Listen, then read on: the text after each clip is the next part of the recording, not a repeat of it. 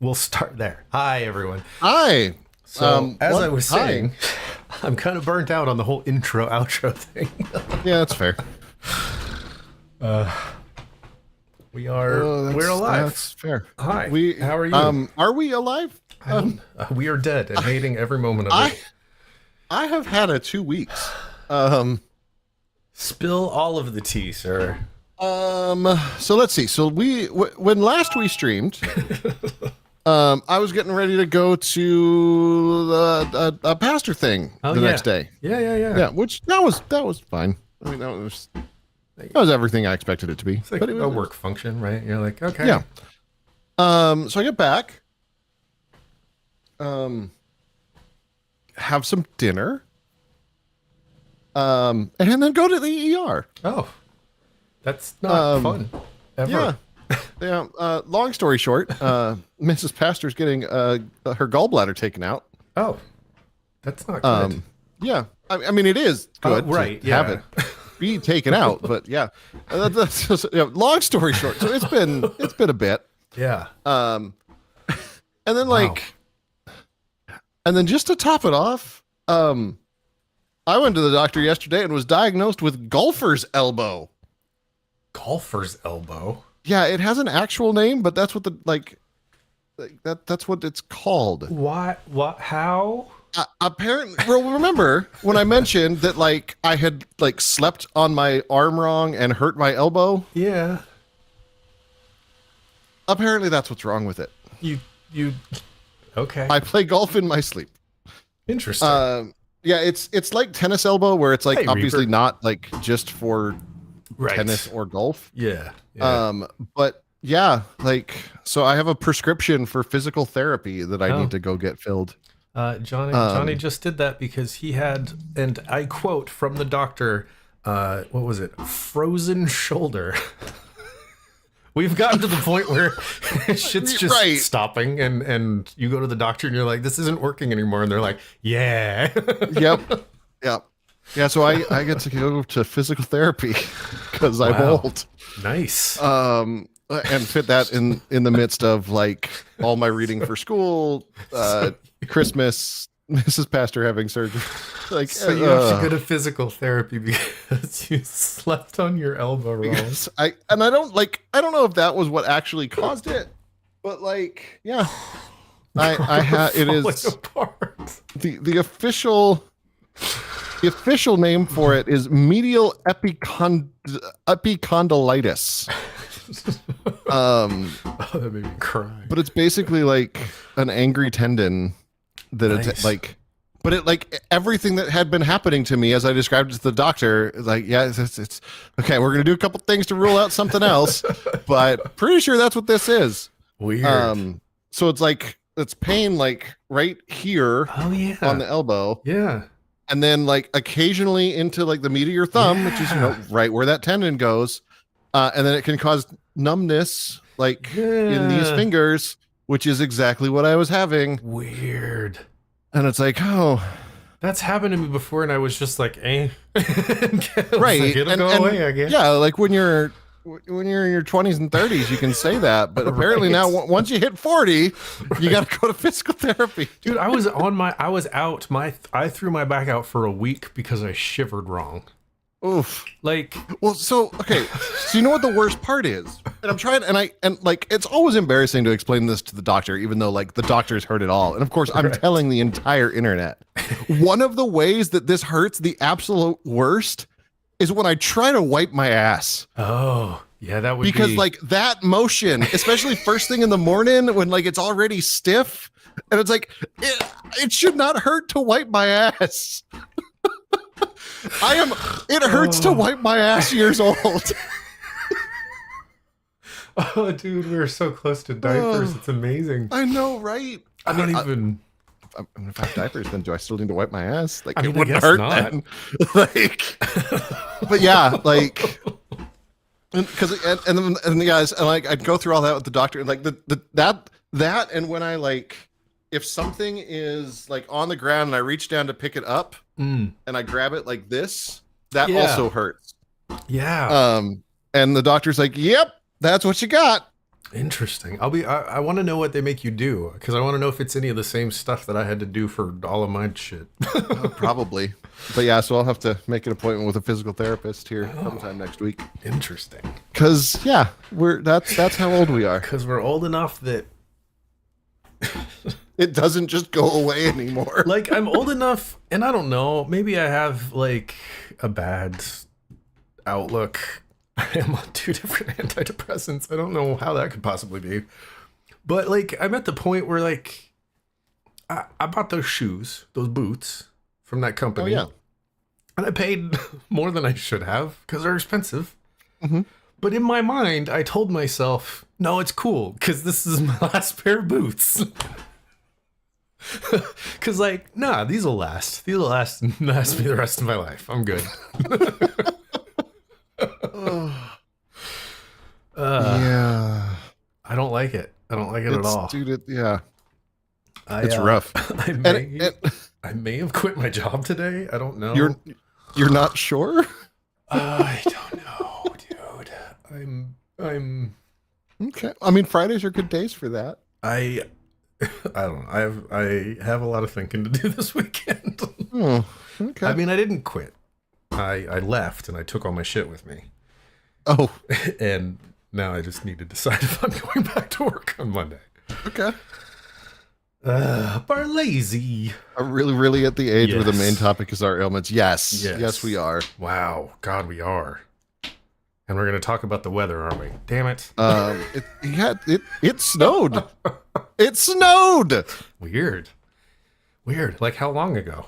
On literally the day after Halloween. Like wow. It snowed. It turned November and it snowed. Wow. New job.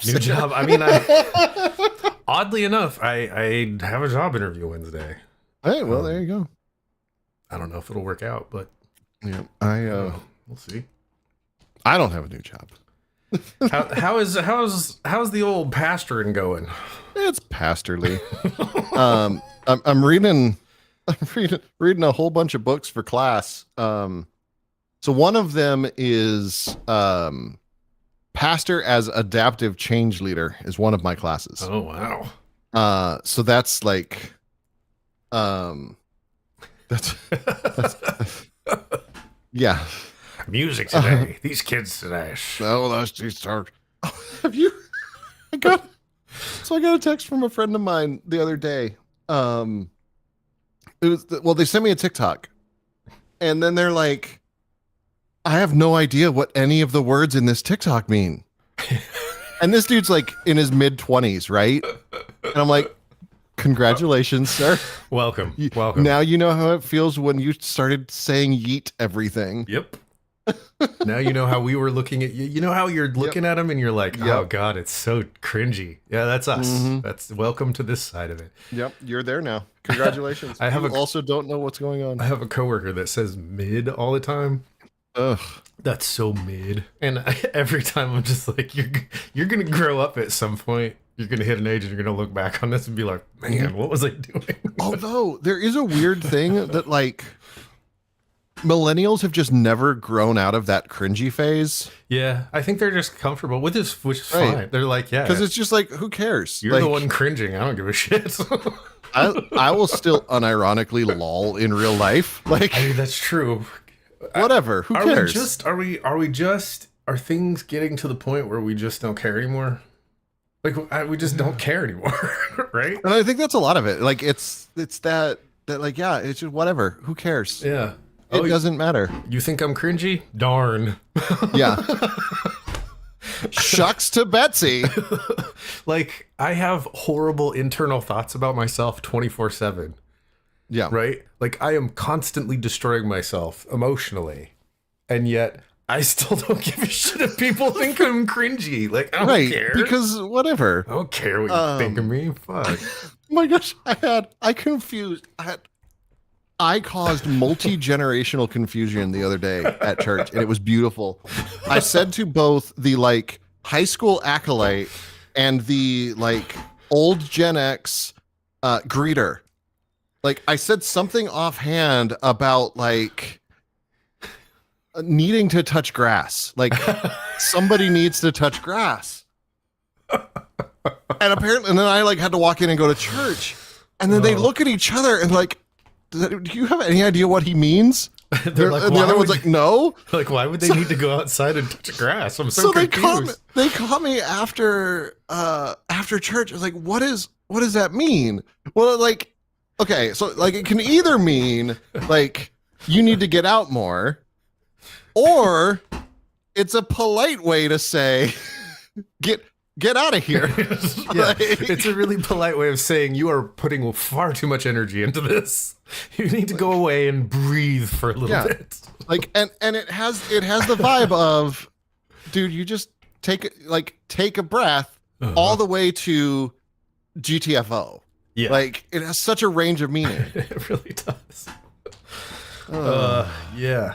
It's but yeah. Because what, like, I realized a couple years ago that like I used to be so concerned about like what everyone else thought of me, but then I'm like, wait, I'm the one that's going to be the hardest on myself. So who cares? I will always think I did the wrong thing. Why do I care what anybody else thinks? It's weird to me because like when I was in high school, I was like, I don't give a shit what anyone thinks. But like as I grow older, I look back on myself and realize like, oh no, I was just lying to myself. So would you say that you were the poser the whole time? I think Matthew Lillard in SLC Punk? I think we were all posers. That's the whole point. Right. That is I mean, that is the actual beauty of the movie, is that we're actually all just posers. Yes, that's like nothing exists. You know what hit me the other day?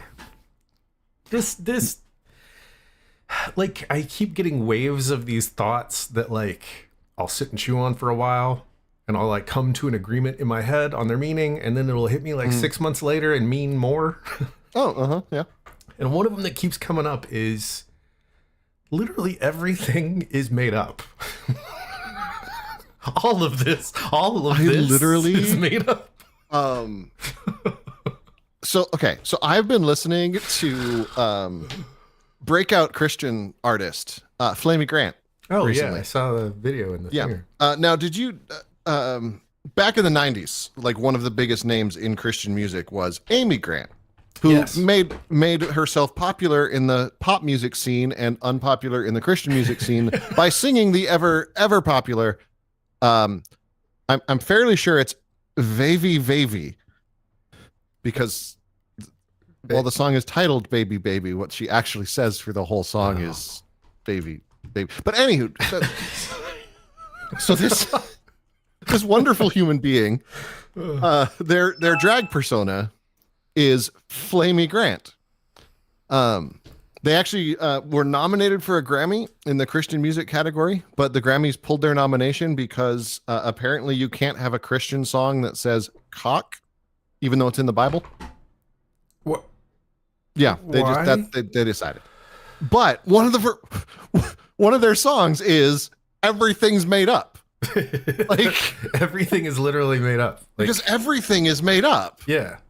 Like it, and like the first that doesn't mean it's not important. Right. And the first time I thought about this, I thought I came to a conclusion in my head. Like I thought I had the epiphany and was like, oh, holy shit, everything's made up. But like, no, like for real, everything.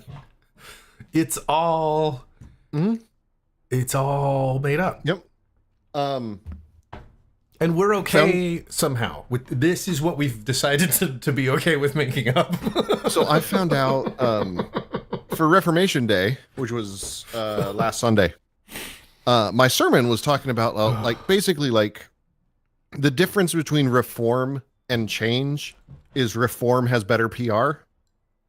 Like reforming is just changing. It's just changing in ways that we like. It's being proud of your change. So I was talking about like some of the things that like are just totally arbitrary. Like the pastor collar was invented in 1865. Like why? The pastor collar is as old as not slavery in the United States. Right. That's weird. The cassock, that like the black thing with the buttons that like is the priest thing.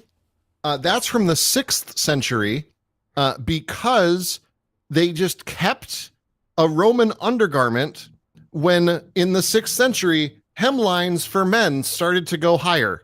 So men's skirts got too short and the clergy didn't like it. So they decided to keep wearing these long cassocks. Well, because if those monks going around showing off their ankles. Well, exactly. But it was just like the hilarity of back in the 6th century, it was about men's skirts being too long and not women's skirts. Or weird. That is because it's weird. all made up. Yeah, it's all made up. And that's kind of the stuff that I keep thinking of is like, and I don't know if this is healthy though. I don't know if any of this is healthy. Any of the stuff that my brain chews on, because it almost always leads to this place of like, none of this matters, right? I mean, I think whether it's a good thing or not depends on like how you take the none of it matters. Right. Like what's her butt on TikTok talks about that like there's two kinds of none of this matters. There's the like none of this matters. Like none of this that we're doing matters. Thank you, Barlazy. And then there's the none of this matters. And I don't know if any of it is healthy. And yes, they have. Your videos have been on point lately, sir. Hello. May I help you? Do you need outside? And can you fetch your mother for assistance? No. No, literally, like, Mrs. Pastor will be like sitting in her chair next to the door that leads outside. And the dog will come upstairs and get me, no matter what I'm doing, and be like, no, hey, I need to go out. You are the chosen one. I am the outside parent. Did you hear that they found tools and part of a structure from before modern humans? Our previous ancestors may have been building buildings. Yeah, I saw like our concept of how old this human is, like our human evolved at this point, got knocked back like another 10,000 years or something. They're like, oh no, it's even further back. There was also, though, I saw when I was going out to my little pastor thing, because it was like 2 hours away, I was listening to this thing on Spotify that Spotify just told me to listen to. And like, whatever, I'm driving for 2.5 hours. Like, I'll listen to whatever Spotify tells me to listen to. And it was a bunch of like archaeologists and anthropologists who were furious at some Netflix special that like shared a whole bunch of bogus claims about hominid ancestry. Really? Interesting. So like they were saying that like, oh, they did burials and they painted cave art and it was like 500,000 years ago, and and all the real scientists are like, you have absolutely no proof of that. And yes, Barlazy, our ancestors are documentary filmmakers and telephone sanitizers. Telephone sanitizers? Yeah, that was the thing. Okay. I mean, I guess because there were three sections of society that existed, and then like all of the quote useless ones got shipped off, so all the like scientists and the actual like workers could do stuff, while like the middle managers and the telephone sanitizers were shipped away, and then the entire civilization died of a disease spread by unsanitized telephones. I mean, that tracks. Yeah. I mean, first signs of man-made tools are from 1.2 million years ago. Well, they wouldn't be man-made then. They would be women-made. They would. Women came first. And let's be honest, we all know the women made the tools. Like, yeah. And then when they realized how much work it was going to be to use the tools, they gave them to us. Yeah. And we went, okay. I had a thought the other day. Okay. And you're probably the only person on the planet that I could have this conversation with. Okay. Because anyone else that I tried to have this conversation with would be bound to take offense to what I'm about to say. Oh, okay. And this is why I can tell the confirmation kids, like, it doesn't matter if you ask me a question that you think will offend me. I promise you it won't. Someone else has tried harder than you. Me. That's me. Yeah, I'm talking about. Yeah, it's you. I had a thought the other day, and this wasn't like it's when your brain's just like kicking ideas around. Mm-hmm. And like, I don't have this opinion, but it hit me that this could be a valid opinion, and I would like your take on it. Okay. I had the thought that all religious people are inherently selfish. Okay. Expand. In our modern society. Because most religions are based around some form of afterlife. Okay. Some sort of deity and some sort of post-death afterlife, right? And most of those afterlives are portrayed as not here. Or Yeah. even though that is not how your book goes, But no, most people think that the general Christian understanding is also that, like, yeah, that you go to heaven when you die, yes, or not, right. but And you go somewhere. Yeah, Right.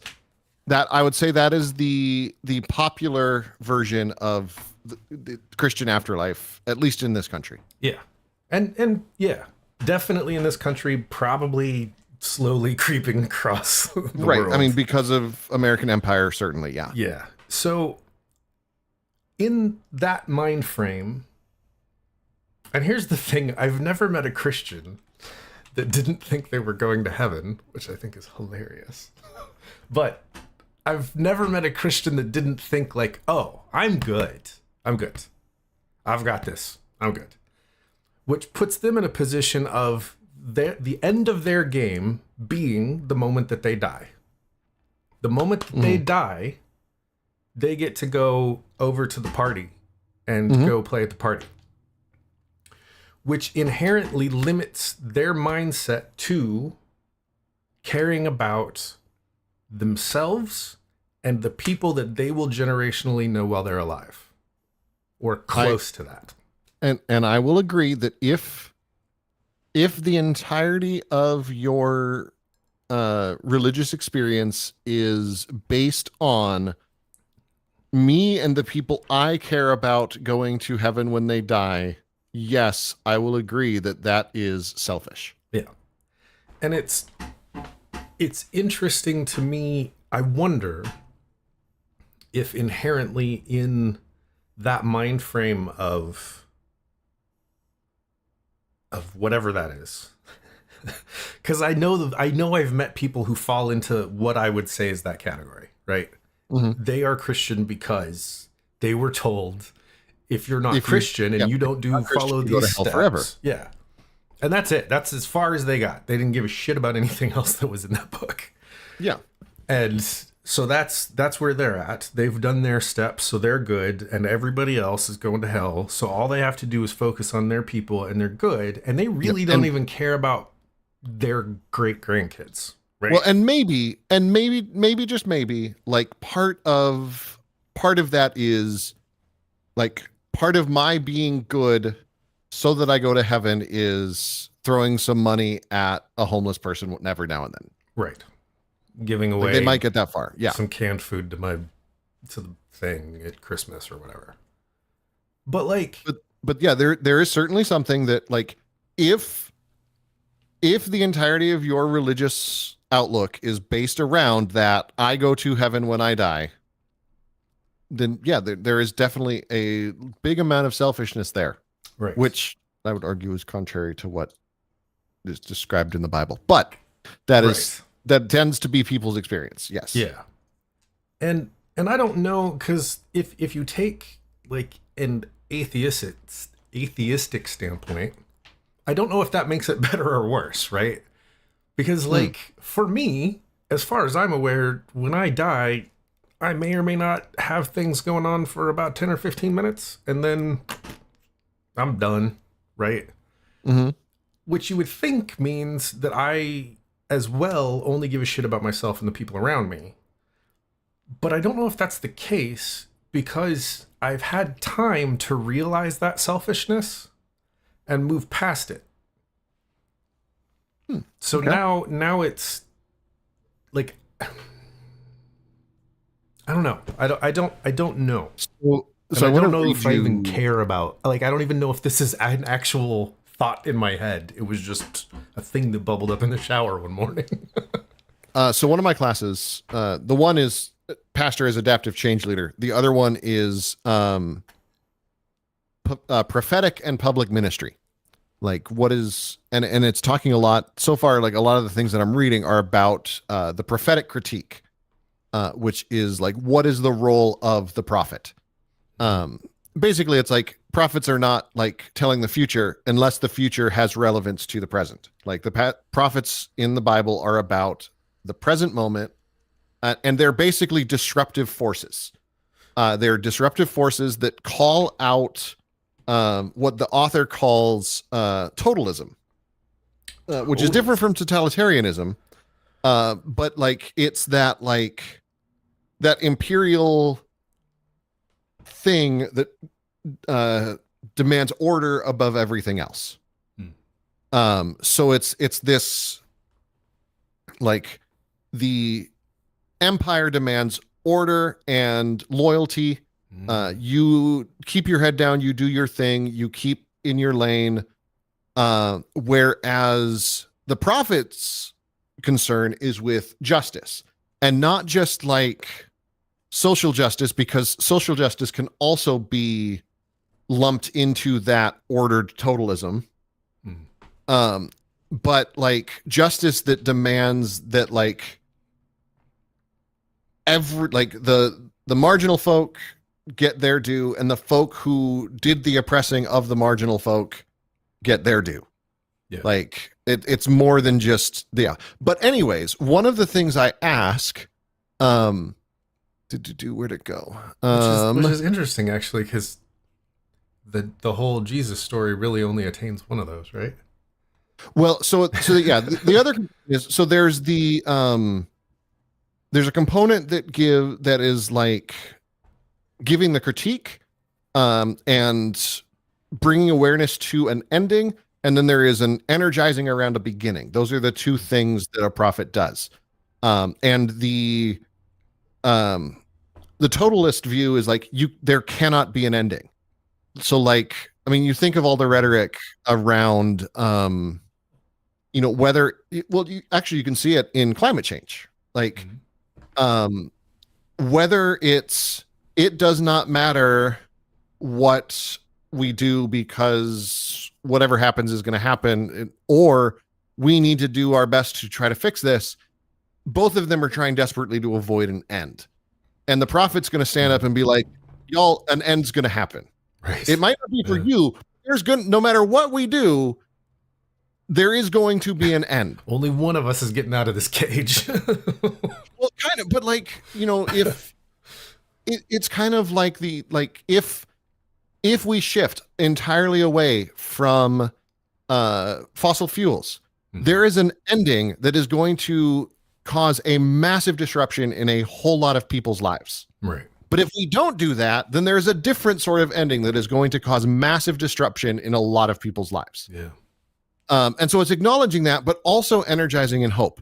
And so the question, like the critical question that I had to pose in this thing is like, kind of, if I could ask the author of this book a question, do the people who are doing the prophecy have to be followers of God because punk rock does that? Now they're not necessarily as good about energizing for a new beginning, but they're definitely good at bringing a critique of an awareness to endings. Right. Yeah. Okay. So I'm really curious, like when the professor responds to that, what they're gonna say. Yeah. It is. It is. Oh, that's very intriguing. Now there is a tradition in Scripture of people who are not like part of God's people doing prophecy. Oh. There's a guy named Balaam with a talking donkey. It's very odd. I want a talking donkey. That would be dope. But yeah, like it's been an interesting like set of readings to read.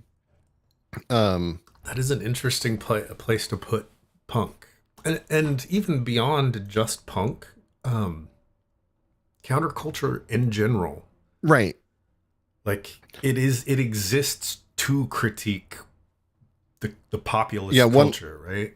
one of the criticisms I had of a different reader was basically like, okay, so the things that this author is saying, what makes the things that they're saying explicitly Christian when there are other groups doing the same thing? Like, where is that difference? Right. Like if we're claiming that there is something special about the particular Christian kind of, prophecy ending beginning cycle, like it doesn't always come out in a lot of these Christian authors, like why being the Christianness of it is what's important, which is frustrating. Right.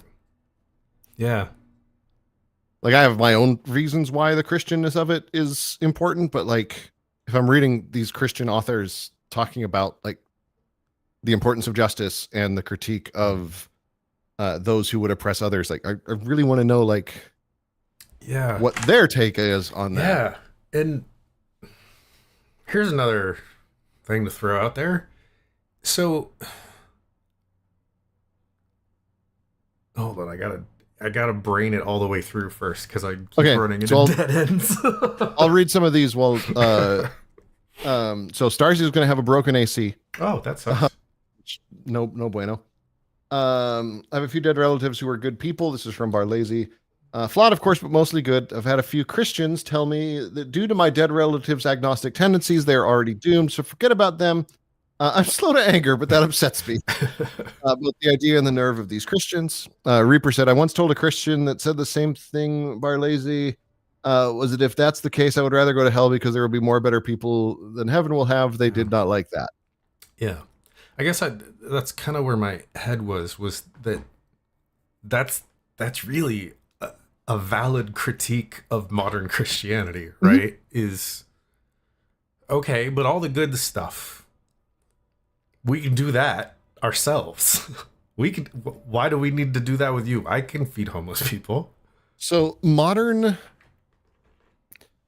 Christianity's biggest problem, and I mean this as modern in the like modern era, not modern just in the like current time. Right. So like a problem in Christianity that has been brewing since roughly the 1500s, 1600s, is an absolute focus on the individual. There was a whole big shindig 30 years ago when Christians learned the word postmodern. Kind of like how Christians are now learning the word woke and they're mad about that. Like they were mad about postmodern. But roundabouts the time that Christians were figuring out this word postmodern and treating it as being awful. Because one of the highlights of the postmodern structure is everything is relative. It's very individually relative. It's so like what is true for me is not necessarily what is true for you, all of that.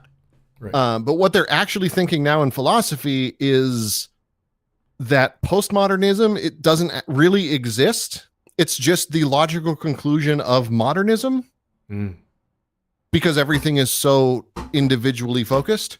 And so when things are very individual focused, you run into issues like, why am I responsible for slavery? I never had slaves. Right.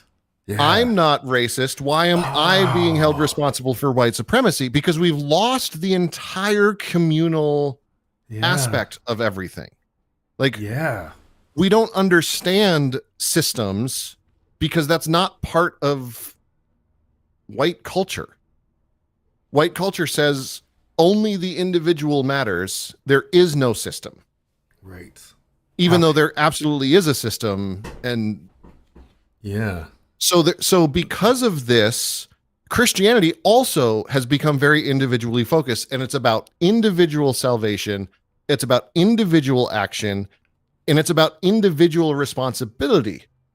And so that responsibility becomes between the individual and God, and it loses the individual's responsibility to their community.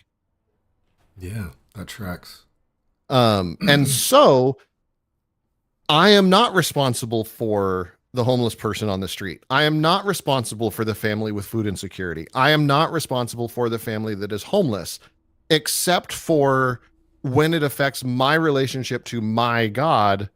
Then I become responsible, not for their sake, but for my sake, so I can go to heaven. Yeah. Whereas what they ought to be is responsible to that person specifically because they exist as a person in your community. Yeah. And I guess that's kind of, there's a which oddly enough is also part of the Marxist critique. Well, I mean, like the things that Marx said about Christianity, and part of the reason why Christians don't like him is the Christianity that Marx criticized is that totalist Christianity. Yeah. That exists to control people and keep them numb and ordered. Interesting. And it's odd to me because a lot of this is from the book The Prophetic Imagination by Walter Brueggemann, if anyone's curious. It's about 130 pages. That's not bad at all, actually. No. That's small enough I might actually read it. There's a fundamental difference between people who see a homeless person and feel that helping them is extra, right? Like, by helping this person, I am going above and beyond my duties and being a better than good person. Right. Barlazy, that's because of the Puritans. Did I miss? That, it's a moral failure on their part. They're homeless because they're not a good person. That's largely America's Puritan influence. Yeah. But like, I think of it the other way. They hate Christmas. When I see a homeless person, I feel responsible for them. I feel responsible because I am a part of the community that has put them in a situation where they don't have a home. Right? And because I do have a home, I'm part of the fucking problem. That's how my brain looks at that. Like, because I have this thing that this other person doesn't, I haven't done anything better or special. If anything, I've helped take it away from him or her, whoever. And it's weird to see people who don't see the world that way, who don't, people who talk about community so much but don't actually share in the community, right? And it is challenging because, like, it's as an individual, it is almost certain that you as an individual are not going to solve that person's homelessness. Right. Like, it's the problem of homelessness is too big of a problem for you to solve on your own. Yeah. Now, for me, that's where part of the Christian difference comes in, because my responsibility is to that individual, and then I trust that it is God's responsibility to handle the bigger issue. So it's like proclaiming that there is a time coming where no one will be homeless, where no one will be hungry, when no one will be unwell. And in the meantime, until that time is coming, it is my responsibility to the individual in my path. And here's where, if us hairless apes could sit down and have a conversation as a group like this, because when I see a homeless person, I don't think about giving them money for food, because yes, that would help them. And if I can, then cool. But that's not a fix for anything other than an empty stomach, right? So let's go look at the thing that causes the problem instead. Let's focus on fixing the thing that is making that person in that situation first. I don't give a shit about their day-to-day life, because there's going to be another of that person. Whatever's done that is going to do it to another person. Well, and part of this responsibility might, depending on my situation, that response might be different, right? So like if I happen to know, say, somebody at a food bank, or if I happen to know, say, like somebody in local government, then part of that responsibility is to use that resource to also try to do something. Right. Like, so it's not, so when I say like my responsibility is to the individual in front of me, like that plays out in more ways than just here's $20, go buy yourself dinner, drugs, or whatever. Right. Yeah. Like there comes a point where, like, for me as a pastor, like part of what I do for that person is reminding folk every single time it comes up that our responsibility is towards the people on the margins. Yeah. Well, now is that and so it is in like harassing Congress people. Like there is that aspect of it as well. But there's also, we can't neglect the relationships that we form with those folk as well. Like, because, and I guess some of this is like me critiquing myself. Like I could give somebody $20, or I could take them to food and try to hear their story. Right. And actually spend some time with them and let them be a person for a while instead of a homeless person. Yeah. Yeah. And that's a lot harder. Like, for sure. It is interesting. I met a homeless girl once in Seattle, and I took her to lunch and then let her shower at my apartment and like chill for a little bit. And it never dawned on me. I was telling that story to someone else, and it had never really dawned on me that I was helping a homeless person, right? Right. Like it that was not in my brain. Like, I don't know. It seemed backwards, I guess. I remember when I was in Iowa, we took a bunch of these like Iowa farm kids down to inner city Nashville, which was hilarious, by the way. We went into a Kmart, and all of the children panicked, and all of us adults were just like, "This is a Kmart," and they're like, "It's not going to happen." But the people are what? Like, just very obviously, they were like the first time they had ever been in a minority setting. Oh yeah. Like, but it was a Kmart. Like, nothing's going to happen in a Kmart. Trust me. And so one of the things that like this organization that we worked with, like part of the excursion is like you go out with one extra lunch, and you're supposed to find like, and apparently for a while there in the like 2000s, like Nashville was the place that homeless people ended up. So there were a ton of homeless people. So you went around and you just like found somebody on the streets and said, "Hey, we've got an extra lunch. Can we eat lunch with you?"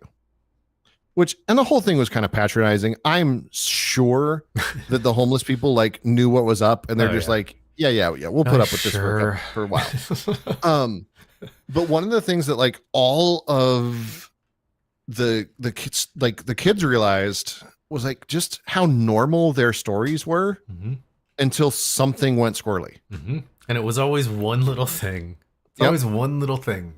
And sometimes that one little thing is a crippling drug addiction. Yeah. Like sometimes that one little thing is just getting fired at the wrong time. A depressing amount of time. It's medical bills. But like almost always it's folk without any kind of support system. Yeah. Cause like I was thinking about this, like if I found myself having lost like everything, right? Like losing the house, losing all this stuff. Like I have the support system that as long as I can like survive until the 8-hour drive for my parents to come get me, Right. like I would be okay. Yeah. And Mrs. Pastor has the same thing. Like if she was in a position where like she lost everything, like she has family that she can fall back on. Mm-hmm. But if you don't have that, like, yeah, it's when I talk about privilege to people who don't understand privilege, right. one of the things I talk about is if you were to pass out right now and woke up in a field in Oklahoma, how would you go home? And how is it just you need to find a phone? Like, is that all you got to do is find a phone and talk to someone and you pretty much got it under control? That's privilege. Mm-hmm. The one I always use is automatic faucets. That confuses that. No, it confuses the hell out of white people. They have no idea that automatic faucets do not work for brown people. Wow. Because they don't. What was funny is the entire custodial staff at Mrs. Pastor's old job found that out when they bought black gloves instead of purple ones, and they all thought the automatic faucets didn't work. It's like, nope, that's and then welcome. And all the folk with extra melanin were like, no, that's just how it goes. Oh yeah, it's. I never understood privilege until, did you ever in school, did you ever have to do the game, the privilege game, where like you come into class one day and all the desks are moved out of the way and there's just a series of lines on the floor? Oh yeah. And everybody gets at the back and they're like, and there's like just a list of stuff and it's like, I went to a school of massively privileged people, so no, we did not play that game. that was eye-opening for me to comprehend privilege at the same time that I was comprehending everyone else's privilege. Right. And was like, oh wow, I had no idea that it spanned this much. Like shit. Mm-hmm. Yeah. Do you have an emergency contact? Yeah. Oh, yeah. It's little simple stuff. And it is everyone that I've talked to that has ever ended up in a situation where they didn't have a place to go. It was always something simple. It was always something simple that started it that they didn't have a fix for, that I would have a fix for. And I'm like, God, how many times have I missed homelessness because my fucking parents put up with my bullshit? Mm-hmm. Well, and when you think about it, like, this is where so much of the anti-LGBTQ rhetoric is so damaging. Yeah. And that's why you end up with so many LGBTQ folk that are homeless, because as soon as they come out, they lose all of that support system. So of course they're going to stay in the closet. Yeah.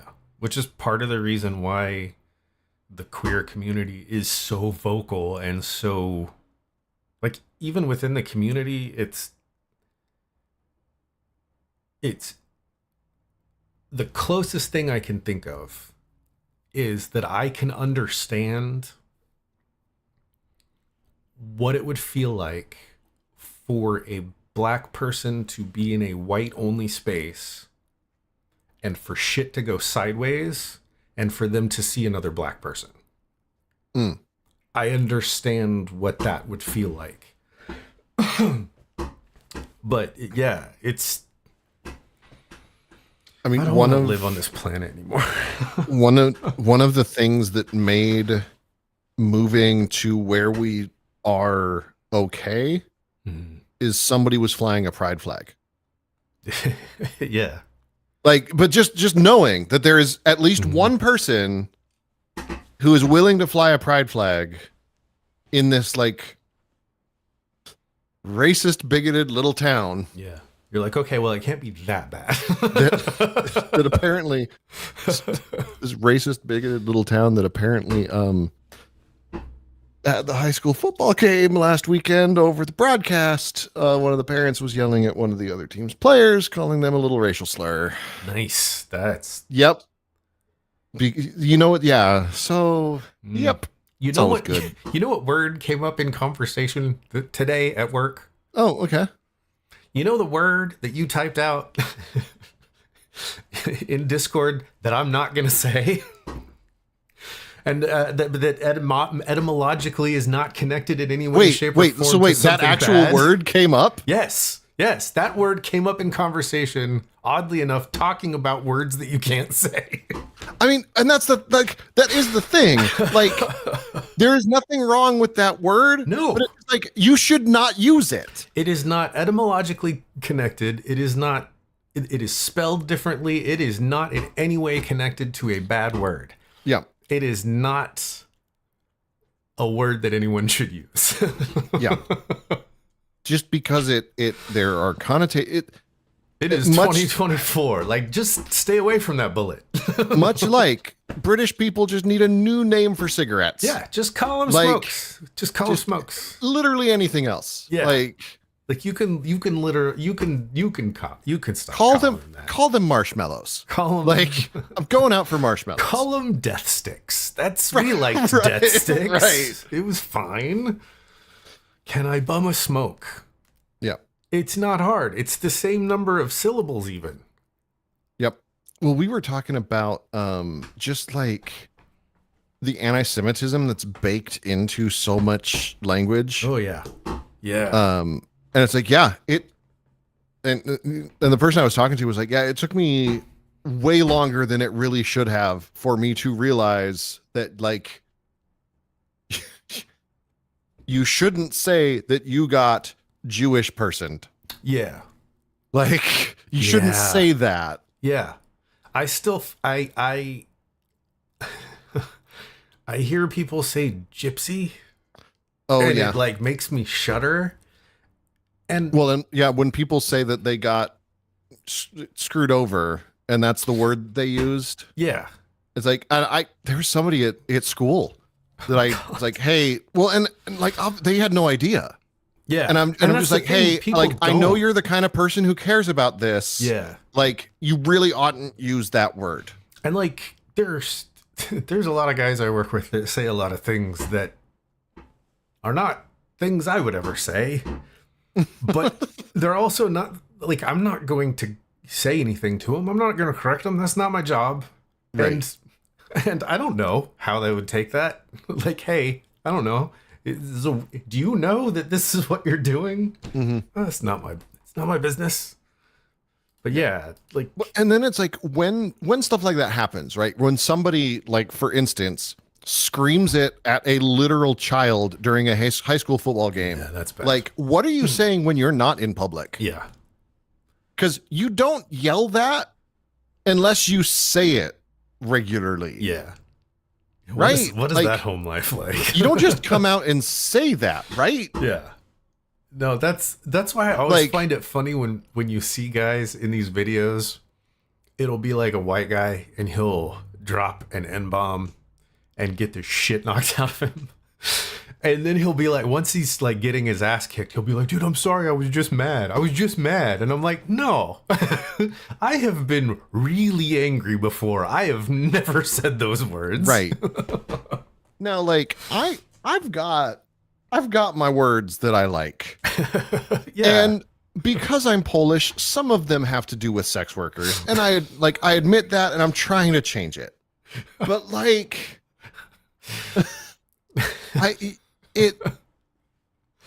you also like can try to change it. You can't. Yeah. There's definitely things that I am still working on, and that there are things I fuck up with, and there are things that I know every time I say it, I have to consciously make the decision to say the right thing. Right. But how hard is that? It's not that hard. I have an uncle that when I was little used to use the phrase, oh yeah. Yep. Yeah. I had no idea that that had anything to do with Jewish people growing up. Not a clue. Mm-hmm. Which is dumb, right? Like, how dumb are we? Right. But that's privilege. Yeah. Privilege is not having to think about it. Yeah. Which is one thing that, like, being a white guy who is also a guy who ends up in situations as not a part of the main group. Fuck, I totally lost track of what I was thinking of. Something. What did you say last? Oh, I don't remember. I don't either. And I still I still vividly remember when I was in first grade and someone called me a dirty Polak, and I knew what it meant. Like, oh, right. Yeah. Yeah. Oh, yeah. That's what I was saying. It's interesting being on this side now because it's hard to explain to people that, like, you can literally be blind to something. You can be doing something awful and be completely blind to it. If no one has ever in your entire life said to you, you should be always wiping your ass with your left hand. Don't you know? You would be like, whoa. Nobody's ever said that to me before. Well, I mean, again, this is a much much less major example, but it's like there's the kind of people who like lift up off the whole seat to wipe, and there's the kind of people who just lift up one cheek, and now everyone's wondering why the other person exists. Yeah, for sure. And I'm not gonna lie, we've all had a moment where we have gone through both. Right. Like we've had that one time that is logged in your memory forever, where you went through a whole series of positions. Yeah. But I think that like that's a thing that happens with like there's a reason why we call them unconscious biases, right? Yeah. Because we don't know about them. Yeah. Like literally not knowing. I didn't know that the word gypsy was related to anyone. I had no idea that was connected to a people. And then when I realized it was a people, I was like, oh, well, that's just what they're called. That's weird. Look at what we all I've been going through this with like all of the various terms related to Native Americans that everyone just said. Yeah. Yeah. Yeah, that's one I have trouble with.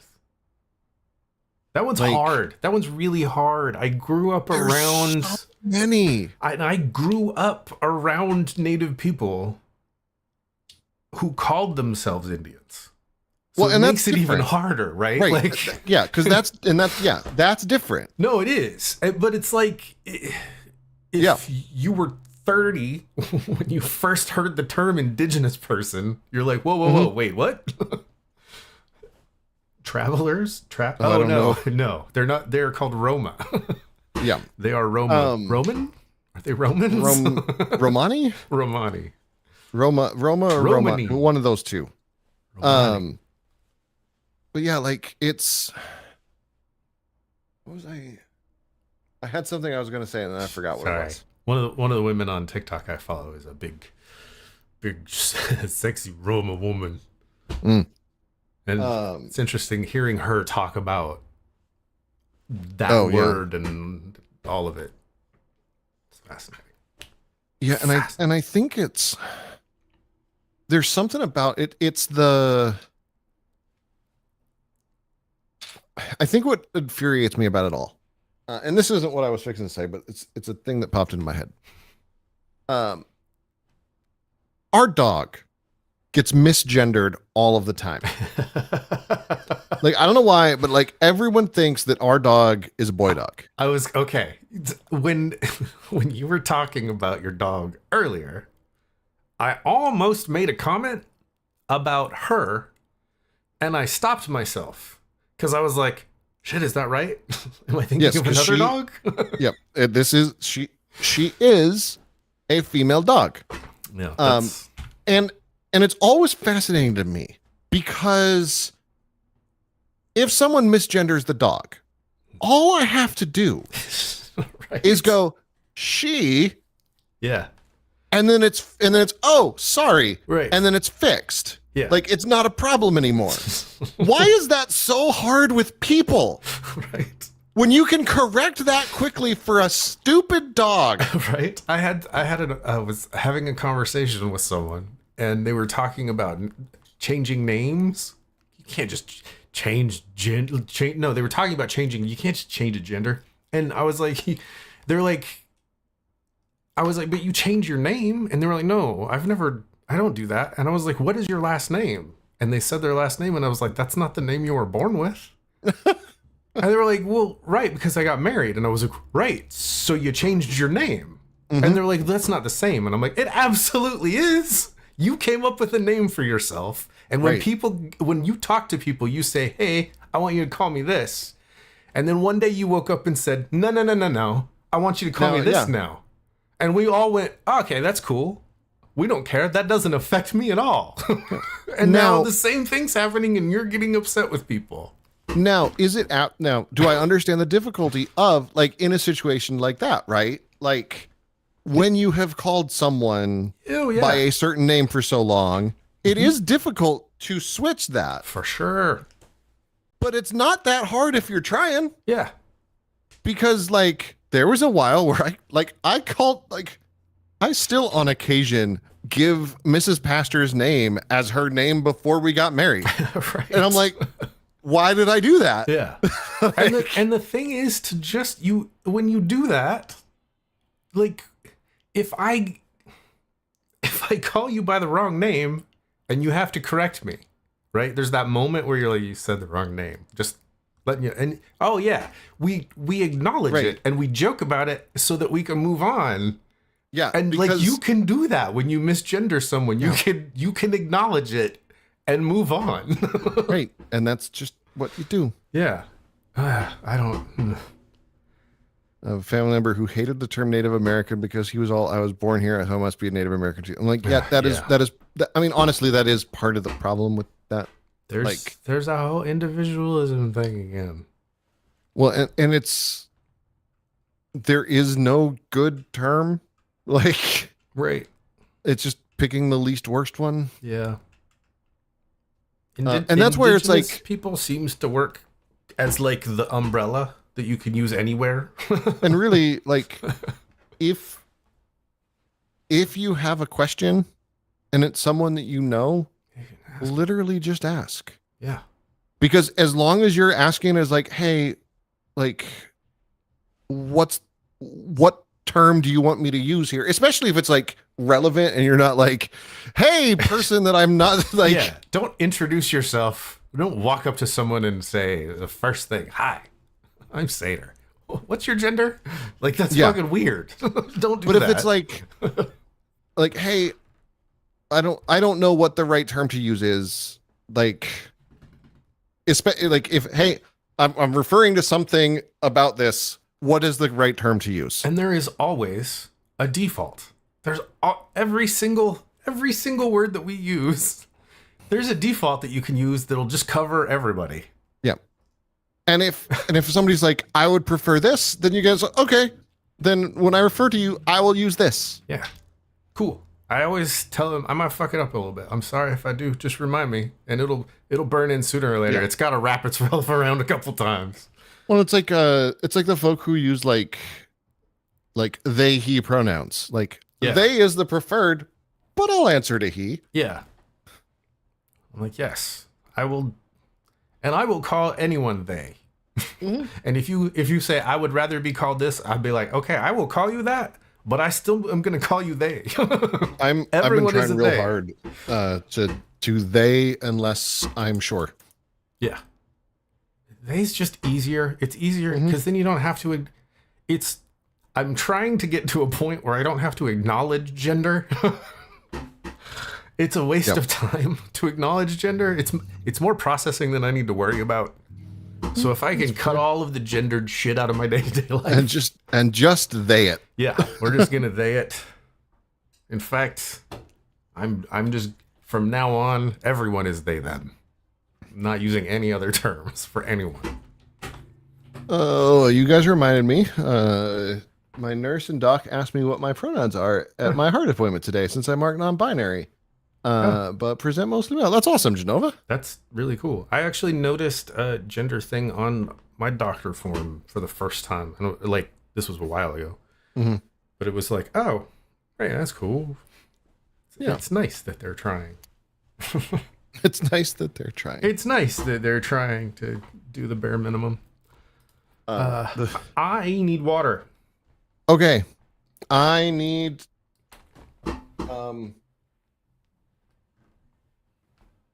screw it. I need tequila. Ooh, I want tequila. I've got this tequila. It's I'll bring up the bottle. I'll show everybody. Okay. We'll be right back. Pastor's getting hammered. Question for before they leave. Yeah. Okay. Actually, okay. So a friend of mine does the podcast that I was on as my real self, not as Pastor Recoil, which is a little bit odd. They at the end of their podcast, they asked the question, like, if you were a Care Bear, like, what color would you be, and what's the symbol on your chest, right? Oh wow. I'm not going to go as specific as Care Bear, but if you, so 80s cartoons, I want to know what 80s cartoon character you think you are, Oh, God. and what 80s cartoon character you want to be. And it's okay if those are the same, but it's also okay if those are different. So what 80s cartoon character are you? And what 80s cartoon character do you want to be? Interesting. Okay. I'm going to have to think about that one. We'll be right back with answers, hopefully. With your 80s cartoon characters. Yes.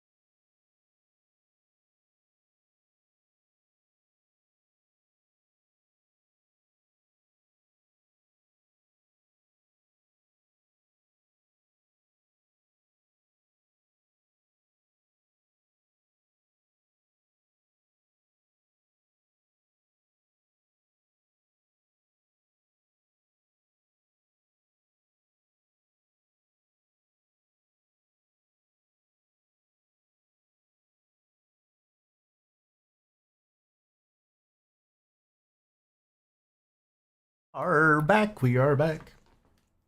For some reason, I was singing the Gummy Bears theme song. Gummy bears bouncing here and there and everywhere. Yes.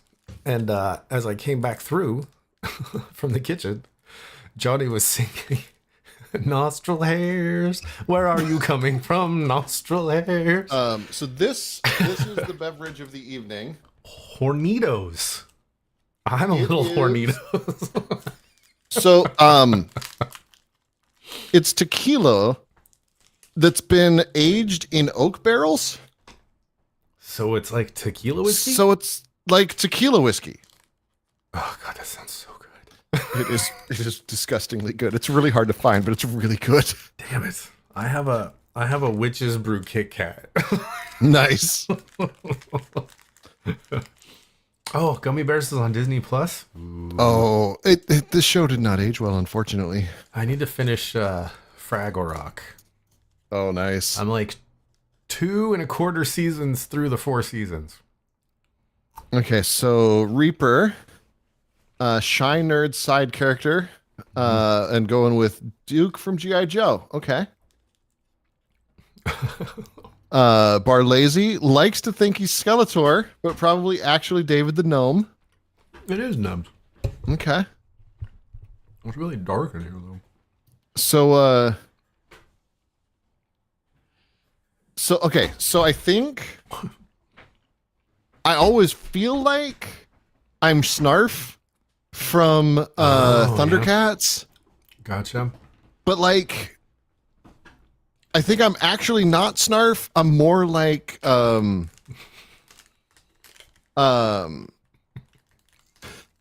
like I feel like I'm kind of Leonardo from Teenage Mutant Ninja Turtles. Like I mostly do all right, but sometimes I do some really stupid stuff. And I used to always say I wanted to be Optimus Prime, but I think like I actually want to be Omega Supreme. Oh. The dude that's just like, he's old, he's grumpy, he just wants a nap, but he's gonna get stuff done when you need him to get stuff done. Yeah. I think I'm on my way there. Genova wants to be He-Man, but is actually Snufkin from Moon and Valley. Okay, I like it. Oh man, there's so many. There's so many. And Snarf is a good one, man. Right? Snarf? Yeah. The number of times I feel like I just want to make that noise. It's just, Snarf. Orko. I'm probably an Orko. Okay. Because, like, I try. It's a Brad test. So the question is, what 80s cartoon character do you think you are? And what 80s cartoon character would you like to be? Yeah. I think I'm probably an Orko. Like, Okay. I'm gonna try, and I think I'm helping, but damn it, I'm probably just making everything worse. But everyone puts up with me for some reason. Okay. I don't know. And sometimes I pull a fucking magic rooster out of my ass and save the day. Why not? But who would I want to be? I mean, Orko's not bad. Yeah. I'd also want to, like, there'd be a side shot out for, like, for Man-at-Arms, because he's also one of those that's just, Yeah. like, he's just dependable. Yeah. He's just, he's going to be there. He's that. Yeah. He's the older Witcher in the Witcher games. What's his Yeah, name? yeah. He's there to help when you need him. Otherwise, he's going to be in the woods working on something. Starzy wants to be She-Ra, but would probably be one of those sprites from Rainbow Bright. Okay. Okay. That's not bad either. No, that's not bad at all. Except for the weird, like, the weird stuff with your cousin that just isn't like cousin, sister, brother. What it? They were whatever they did. It was weird. I mean, It had Luke and Leia energy. I don't know. Technically, The Simpsons does count. Oh yeah. Well, when did The Simpsons come out? I think it was late 80s, wasn't it?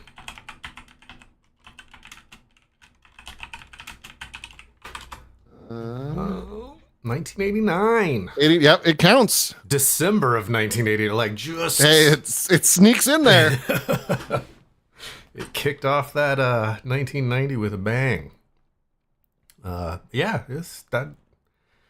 I don't. You think you are Ralph, or you think you want to be Ralph? Yeah, right. Yeah. Because I'm not gonna lie, don't we all want to be a little bit of Ralph? there is that little bit of, because Ralph doesn't care. No, Ralph is the essence of ignorance is bliss, right? Like he doesn't really know what's going on, but damn it, he's helping. Yeah. But he's there for it. He's got some Orko energy. I still love the episode where like he chooses Lisa, and then you could see the moment when his little heart breaks. Yeah. Oh, I forgot about Slimer too. Oh, Slimer. I do feel like I have a little bit of Slimer energy. Yeah. I like the I think I might be Lisa. I don't think you're a Lisa. I do love the Slimer just like, I'm gonna eat my feelings away. Yeah. Like, I feel that impulse. Like there are things that Slimer is good at and he knows how to utilize them well. They. Yep, I'm going with they. Well, in Lady Ghostbusters though, like he is much more male presenting. I would still probably go with they, since technically there's no genitals at all. Like there's no and there doesn't seem to be any like sexual energy, or really there's not really a whole lot of gender energy. I mean, it depends on how much you count. I mean, I don't know. Putting slime all over Bill Murray. I mean, don't we all want to slime Bill Murray, please? Wait, what? Oh, we're learning things about Satyr tonight. I 100%. Satyr is Slimer. He shows up, makes a mess, and leaves. I mean, that's not half true. It's not half true. It's maybe 75%. I want to watch some Gummy Bears now. I miss the Gummy Bears. Yeah. I keep like Danger Mouse. Oh, dude, Danger.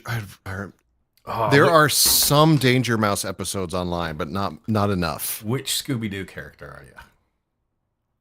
Which Scooby-Doo character am I? Yeah. Probably Fred.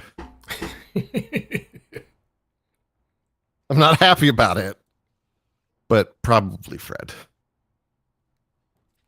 I don't know. Sorry, I got distracted by a message on my phone. I know I'm not Scrappy-Doo. Like, I'm confident of that one. No.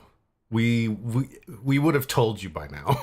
Right. This wouldn't be happening. Right. If I was Scrappy-Doo, this definitely would not have been happening. Right. Now, Boris and Was, they were Scrappy-Doo. Reaper's got Shaggy energy. Yeah.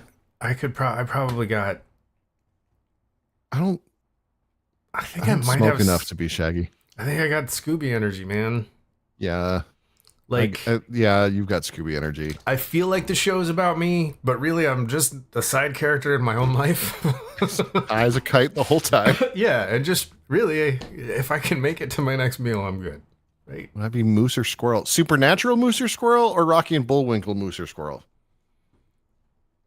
Damn it, that's a tough one. Moose. Between Moose and Squirrel, I think Squirrel had a lot more control over what was going on than I ever did. But yeah, Bullwinkle definitely. Actually, I feel like if I was anybody from that show, it would probably be the dog that was way too smart for his own good and kept getting into trouble because of it. Yeah. Wait, Mr. Peabody? Yeah. Mr. Peabody and was that a dog? Or he had a dog? He had a dog, but the dog was a human. Right. Because, that makes sense. I thought of a tattoo that I think I might get. Rocky and Bullwinkle? No. Do you remember, this is such a fucking college girl tattoo. Do you remember that Daffy Duck cartoon where he gets into the argument with the artist and the artist like erases him and starts fucking with him? Oh, yeah. And at one point he's got like 4 legs with the flipper feet and his head is a big flower. I want that. What cartoon show was a good representation of Satyr and Pastor's relationship? Oh, wow. Oh. Besides Priest? That wasn't really a cartoon, but Oh, yeah, that was really on point, though. I think that nails our relationship pretty well. Um, I think we might have some Chippendale energy. Maybe. Yeah, maybe. Dude, did you watch the new movie? I mean, it's not like that new now, but I can't remember if I did or not. I feel like I did, but I don't remember it. It was better than it should have been. I mean, how could it not be? Because it's it like the premise is that the Rescue Rangers TV show was a real world show. Like it was a show, right. And they were all actors on the show.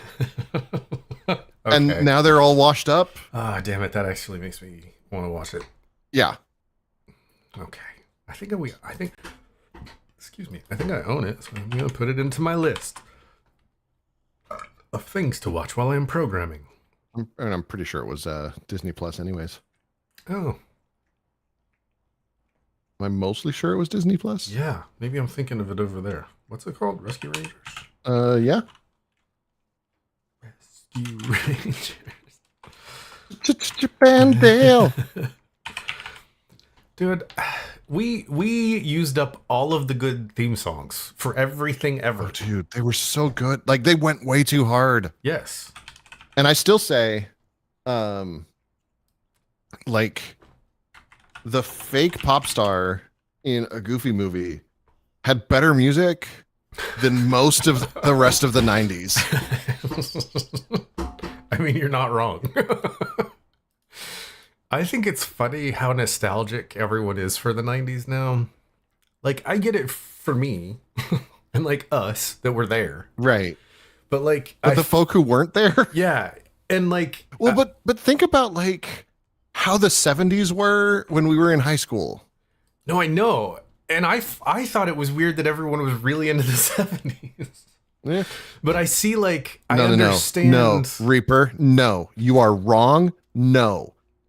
The best cartoon theme song, DuckTales. It is. It is objectively like the best. There is, if you go count the number of covers of 80s theme song cartoons and you put them on a graph, the number one is going to be that one because it's a slaps banger. That's how that words are used. My first thought was two stupid dogs, one big dog, one small dog, and stuff just happens around them. And they no, I'm there. Okay, though. But here's the question: which of us is the big dog, and which of us is the small dog? Which one of us Which one of us is loud and tired? Which one of us is yippy and excitable? Which one of us is Pinky? Which one is the brain? Yeah. Damn it, I already know the answer to that one. Pinky and the brain. Pinky and the brain. One is Pastor's a genius. big dog. I'm the big dog dance. Darkwing Duck was pretty dope. I'm not gonna lie. Dark. Did you did you watch Darkman the movie? Did you love Darkman the movie? Oh no. Did you? How have you not watched Darkman? I don't know.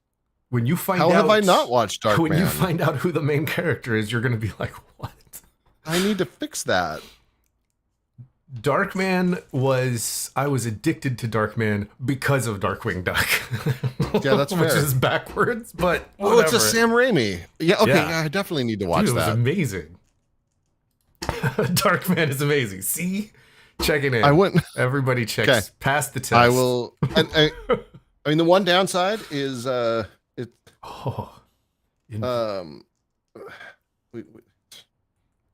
Elfman turned out to be the problem. We all suspected him was going to be. What happened with Danny Elfman? Sexual harassment over years. Wait, what? The dude wrote a song, "I love little girls, they make me feel so good." It was. We all suspected. No, but the joke. That's like Nirvana and Rape Me. That's the point of the song.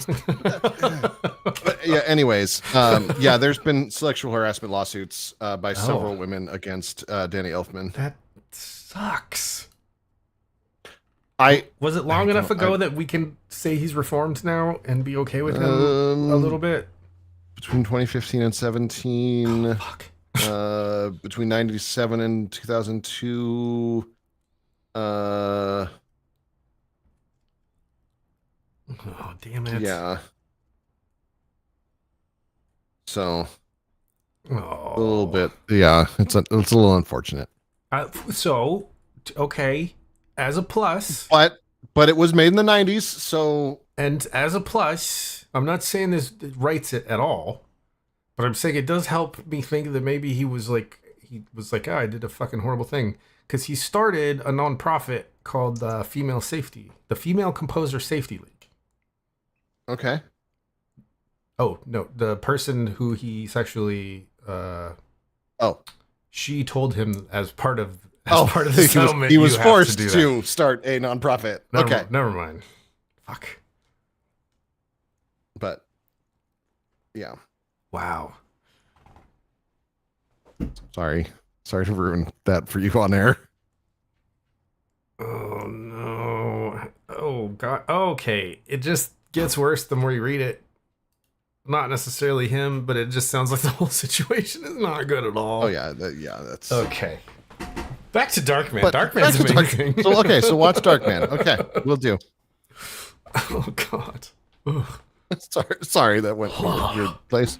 I just went on a Danny Elfman kick, too, damn it. Oh, no. Because he did an album, and then he did a remix album of that album, and then he did a remix album of the remix album, and it was all amazing.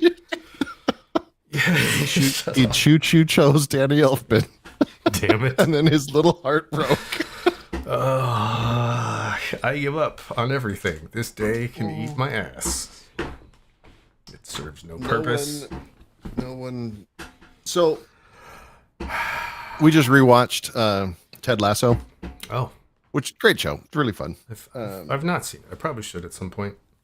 It's a good soccer show that's not actually about soccer. Oh, yeah, that's probably why I haven't watched it, because I played soccer. I enjoyed soccer. I'm not going to watch the show. Yeah, but it's not really about soccer. Right. But it definitely leans into the, like, celebrities are actually idiots and we should stop idolizing them thing, which I like. I like that that's a trend that's happening. Yeah. Because have you seen, like, all of the people, like, upset because, like, Selena Gomez isn't commenting on the Israel-Palestine thing? I'm like, who cares what Selena Gomez thinks? Maybe she realizes that her opinion would be idiotic and pointless. So the tequila, it smells like tequila, but it tastes more like whiskey. I can see that.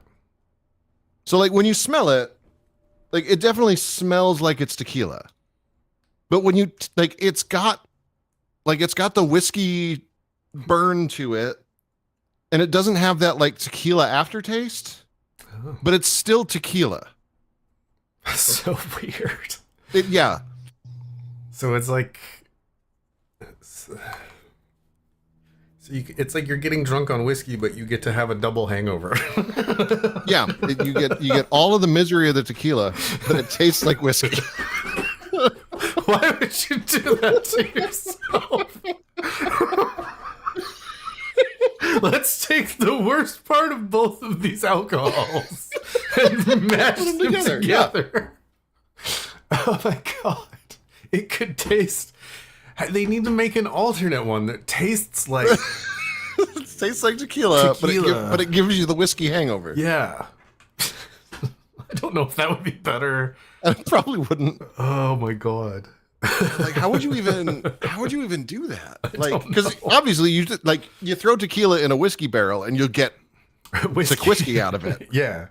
You put anything in a whiskey barrel for long enough and you're going to get whiskey. Yeah, it's going to end up tasting like whiskey. You're basically drinking a barrel. Yep. It's drinking oak. Oh God. Oh man. So I have another brain bender for you. Uh-oh. Okay. I think I may have figured out what brains are. And by figuring that out. Okay, how high were you when you figured this out? I was not high at all. Okay. Maybe. No, I was not. I was no higher than I am right now. There, we'll go with that. Okay, we can go with that. We'll work with that. And by default, because of looking at what the brain is working this way, I also know what dreams are, and it all makes sense. And I think I'm correct, and I'm just going to go with it. You all can. Nope. Let's hear it. I'm just correct, and you all just have to agree with me. Oh, you're not going to tell us what it is. You're just going to say you're correct. So, okay, we're going to have to untangle some stuff here. Everything is a chemical reaction, right? Everything that we are experiencing is a chemical reaction. With some electricity thrown in, but yeah, mostly chemical reaction. Mm-hmm. We'll get there. Oh, okay. I think we're part of the problem. I think we're part of the system. Sorry. So, okay. If you look at the universe and it explodes and all of this stuff is flying around, and here, this part that we're experiencing is basically the part that's on fire, right? Like we're the edge of the stuff hitting itself. And that's what we call us. Okay. Never mind. That doesn't make any sense. No, it really doesn't. Scratch that. Does not fit with science. Walk it back. So our bodies are basically energy processing machines, right? Correct. We eat food to process to store as energy that we can then exert so that we can go eat more food. Right? Yep. And that's pretty much our basic function. And then beyond that, we are essentially factories that take in oxygen and carbon and create methane and carbon dioxide. And a little bit of electricity. A little bit of electricity, yes. So if I eat food and go and eat some more food and then go and eat some more food, I will slowly start building mass, right? And at first it'll be muscle mass because it all depends on the proportion of what you are doing, how much you are intaking. And I'm thinking of us more in like a special sense. We're looking at us as an entire species. So we start eating and we start putting on mass. And at some point we get to the point where we are able to farm and we have all this excess food and our brains start getting really big. It happens to coincide, right? We all of a sudden eat more food and our brains get bigger. That's weird. Protein. We are eating more protein and our brains get bigger. What if our brains, like our core functionality for our brain is to keep all of this working, right? And most of that works without our help. We're leftovers, right? Our heart functions on its own. Our blood pumps, our lungs will breathe on its own. Our body pretty much does its stuff by itself. Our body breathes just fine on its own until the second we start thinking about it, and then all of a sudden we forget. Right. And now it's our fucking problem. Right. Thank God our hearts don't work like that. That's all I'm saying. I would have died a long time ago because I have almost passed out because I forgot to breathe. Anyway. So what if our consciousness and everything that we consciously experience as life and the thing that separates us from the animals, this thing, is just the excess stored energy. It's just another way for us to store energy. It's like our RAM.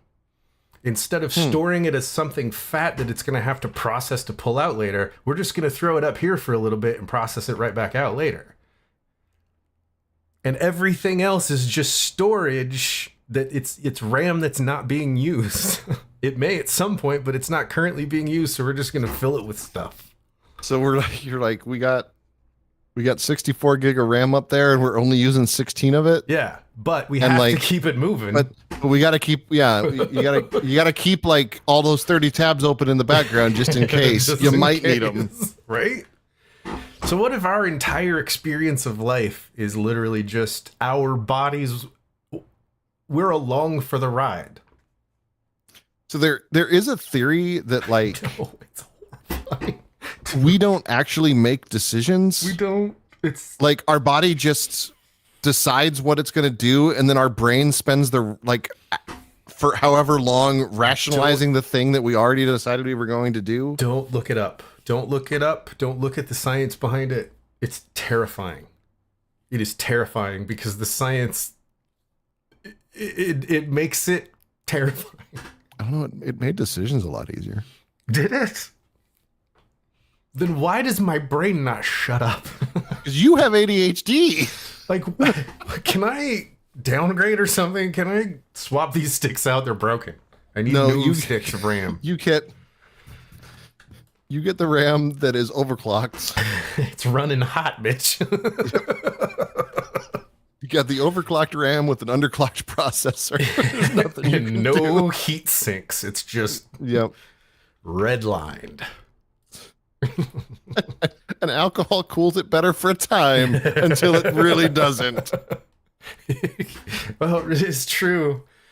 It's all true. Oh God, it's terrifying. We are quite clumsy little machines. The older I get, like honestly, like the thing of all of the things that have made me question my faith, the pure like utter roughshodness of the human body is one of the biggest ones. Right. What is the term? The whatever design? Yeah, like everything about like just like there's a lot of things that God. I can deal with, but the thing that gives me the most pause about the existence of a creating God is just the simple fact that the human body is a mess. You know, I would be on board with you 100%. But I've been working in software development long enough to know the smartest man in the world can fuck a project up. So there is a view that I don't know if it makes it better or worse, but there is a view that God got better at being a god as time went on. Oh yeah. Which in some sense is like that tracks, but at the same time, yeah, it's kind of like, I mean, it's like that Groundhog Day quote of like, am I a god or have I just been around so long that I just know things? Right. Because there is like there are theories that like, because you know there's some stories about like God in the Hebrew scriptures where God is just like petty and like real snarky and does a reboot on the entirety of everything that God created, like and it's like, okay, is that just the way that Bronze Age people would have viewed that God, or like, or maybe and so like the human body is, I'm starting to think that all of the neurodivergency that's happening, like we talk about the lead in the paint for our parents, like that's what fucked them up, right? I think the thing that fucked our brains up and is going to keep getting worse is the internet. I think the reason people are so neurodivergent isn't because something is wrong with how we process. It's because we are trying to process faster to catch up with this shit. Well, so some of the autistic folk that I follow on TikTok are like kind of convinced, like half jokingly, but mostly not, that like autism is actually the next step in human evolution. I have heard that. Because it's like, why is it a bad thing to just say what you mean? Yeah. They're like, tell me exactly what it is about being autistic that makes us bad, that separates us. Tell me what that is, and then tell me why that's bad. Yeah. It's like, yeah, you're right. But yeah, there's a lot about, So is God just a fourth dimensional being? I interpret God as a like Where's God effectively like the 10th all the dimensional time snake. beings like that, and that's kind of like why it's why we can't process God. It's only the times that like the God like the bits of God that project into our plane that give us like. So the example that I've seen, it's like like we've got this. I'm trying to find something that doesn't have anything on it. I'm like, because I've got some stuff written on this piece of paper that shouldn't probably be going on the internet. But like if we're a 2-dimensional world, right? Yeah. And then like this X-Acto knife like passes through the 2-dimensional world. Mm-hmm. Like at what point does the 2-dimensional world see what it is? And right. Like that 2-dimensional world ever figure out that this is what it is? Right. And that's kind of how God works, but in our time. But up like 10 more levels, right? Right. But so like technically, I did. So technically, you are a pastor of the time snake. I cannot disprove that. I see. So really, we've had this religion the whole time. It's been the time snake the whole time. The time snake the whole time. I wonder about like if I draw a picture, right? Here. Oh, Here.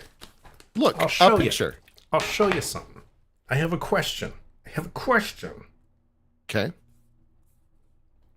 Let me. Okay. Okay. A picture. It's a picture of a very angry monkey. Okay. Right? That's a 2-dimensional being. Right? Okay. Existing in 2 dimensions. Yep. So I'm God to this creature. Okay. You're like, I don't agree, but yes. But like, but whatever it is that is drawing me up on that one, something is drawing this one, right? Which is making me draw that one. But it goes all the way up to the time snake. I do like the, I've seen it pop up in several places, but it's the like, if we are ants to Cthulhu, why does Cthulhu pay attention to us? It's like, well, because if a whole bunch of ants got in a circle and started dancing around, we'd probably look down and try to figure out what was going on too. Yeah. And the whole like, yeah, miracles happen because if a bunch of ants started chanting your name and asked for a raisin, wouldn't you give them a raisin just to see what happened? Why not? Just to see what would happen. Yeah. Like, all right, I can give you a raisin. What the fuck? I like that. View. But at what point? So we're back to Daffy Duck and the animator again. We are. Oh my god, the animator, the Daffy Duck that I want tattooed on me, is me. To the time snake. Oh my god, it's all so clear now. It's all coming together. Like Bonanza, coming together like peaches, coming together like the Aurora Boros? Aurora Borealis? Ouroboros? What's the snake that eats its own butt? Ouroboros. Oh, yeah, the Ouroboros. Is it Ouroboros or Ouroboros? Ouroboros. Depends on if you're in rural Louisville. I don't think, is there a rural Louisville? I don't know if there's a rural Louisville. There's a rural... But what you can't have is a rural Asheville. You can't. There's no way to make a rural Asheville. No. Oh, and there's actually more rural in Asheville. I think in Asheville it's technically rural. Is it a rural I do Asheville? believe that is rural Asheville. Oh my god, we're going to hell. Yes. Brad, are we doing breakfast tomorrow? Brad test? Did you get breakfast tomorrow? Maybe. I had a story with a higher dimensional being who offhandedly states that the only reason Cthulhu comes to Earth and is so angry is because we keep interrupting him with requests to make someone love them. Yeah. Oh, we are. Nice. I should check Slack. I closed it because I kind of left work in a not great mood today. Okay, I'll be there. I might be late, but I'll be there. You're gonna be. I mean, it's the first Saturday of every month, man. So if you just make sure that you get here on a first Saturday, okay, then we're good. Come down for breakfast and roll back up. Time for church tomorrow. You can swing through rural Louisville on the way. I actually think that's the other direction. I mean, it is, yeah. But you know, I mean, I could go the long way. Why not? You could. Why not? Why not? So, if you notice, we aren't playing our game tonight. Yeah. I mean, like, it was fine. I just, like, I didn't really get into it. Cool. I will be there. I will try to be there. Set an alarm. I think, like, just everything about it was so janky. It kind of sucked, sadly, going from a game that's in alpha or whatever. It was like V-Rising was it was so much more polished. Yeah. And there's nothing wrong with this one. It's just a little janky. It's a little janky. And like, being a vampire or being a Viking was fine, but it wasn't near as much fun as being a vampire. True. I mean, we probably hadn't gotten anywhere near doing the fun stuff. Right. But it didn't seem like there was a lot of fun stuff to, like, it's like... That's fair.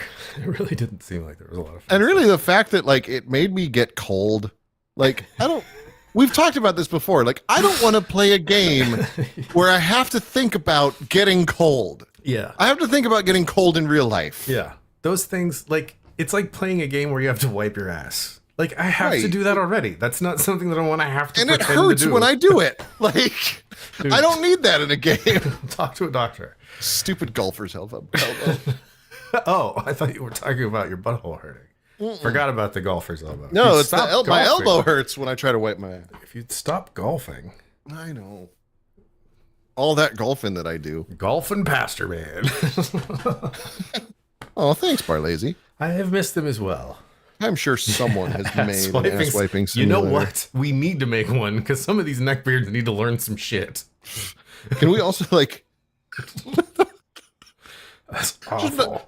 So there's your next game idea, Satyr. Human simulator. Where, like, the entire game is just like, wash between your toes. How to clean your butthole. How to not harass women. No means no. That would be hilarious. Dude, you know what would be fantastic?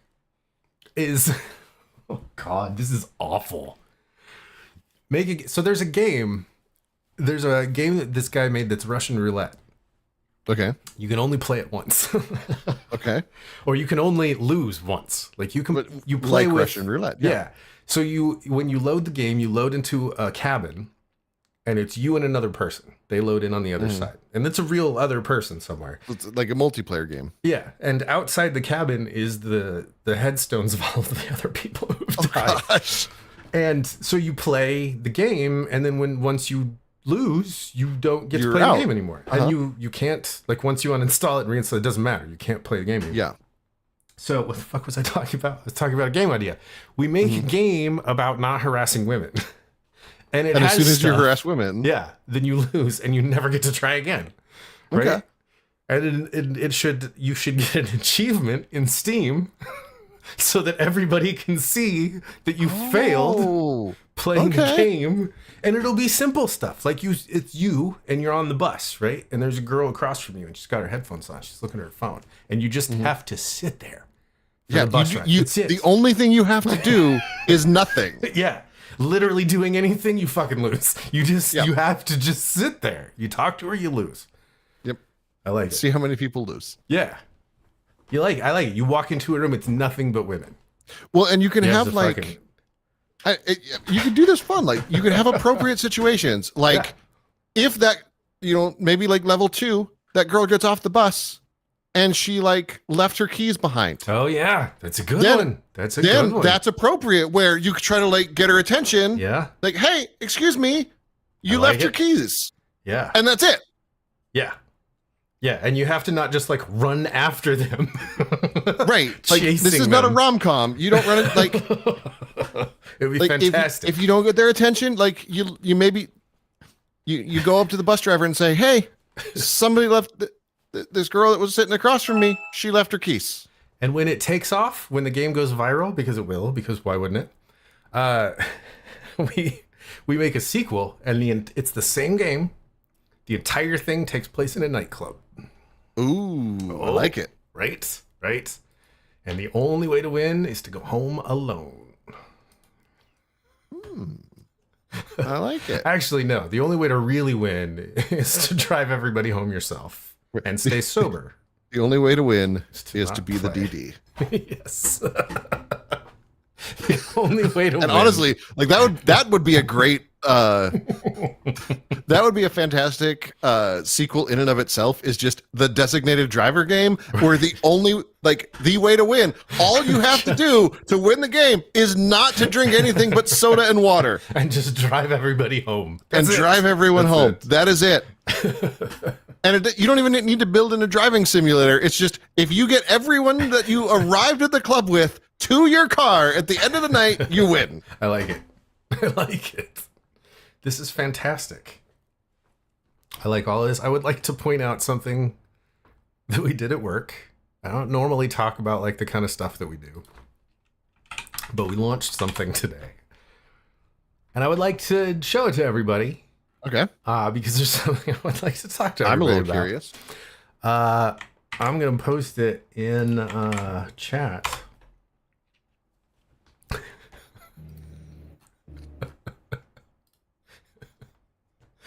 Security tips. Okay. Yeah. And so the way that this works is it puts a little widget on your website. If you go to the demo page, it'll show you. There's a little widget it puts on your website, and it shows you security stuff. It's all cool. Okay. Whatever. Tell me.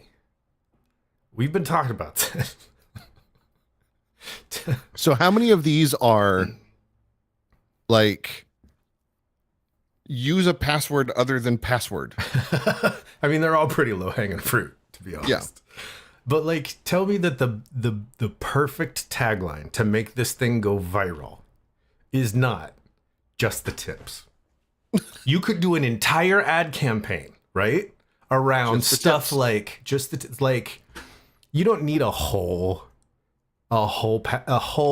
fishing simulation package. You don't need the whole package. Just the tips. Just the tips. Right? It would be fantastic. People would think that was hilarious. I think people would think that that's hilarious. By the way, I figured out the Life Simulator 3 scenario. It is multi-leveled. Okay. You go shopping. Oh. And again, the way to win is to just go shopping. Is to not hit on any of the employees. You go out to dinner and you have to not hit on the waitress. Yep. That is literally it. That's she'll just the whole be thing. Nice to you the whole time. Yep. And you just she is going to be nice to you because it's her job. She's literally getting paid to. The whole thing is to not hit on anyone. Oh my God. It's so funny that people are like, sex work's evil, but all this stuff's fine. Yeah. It's literally the same thing. It's just degrading a different part of the human experience. I love it. I love it.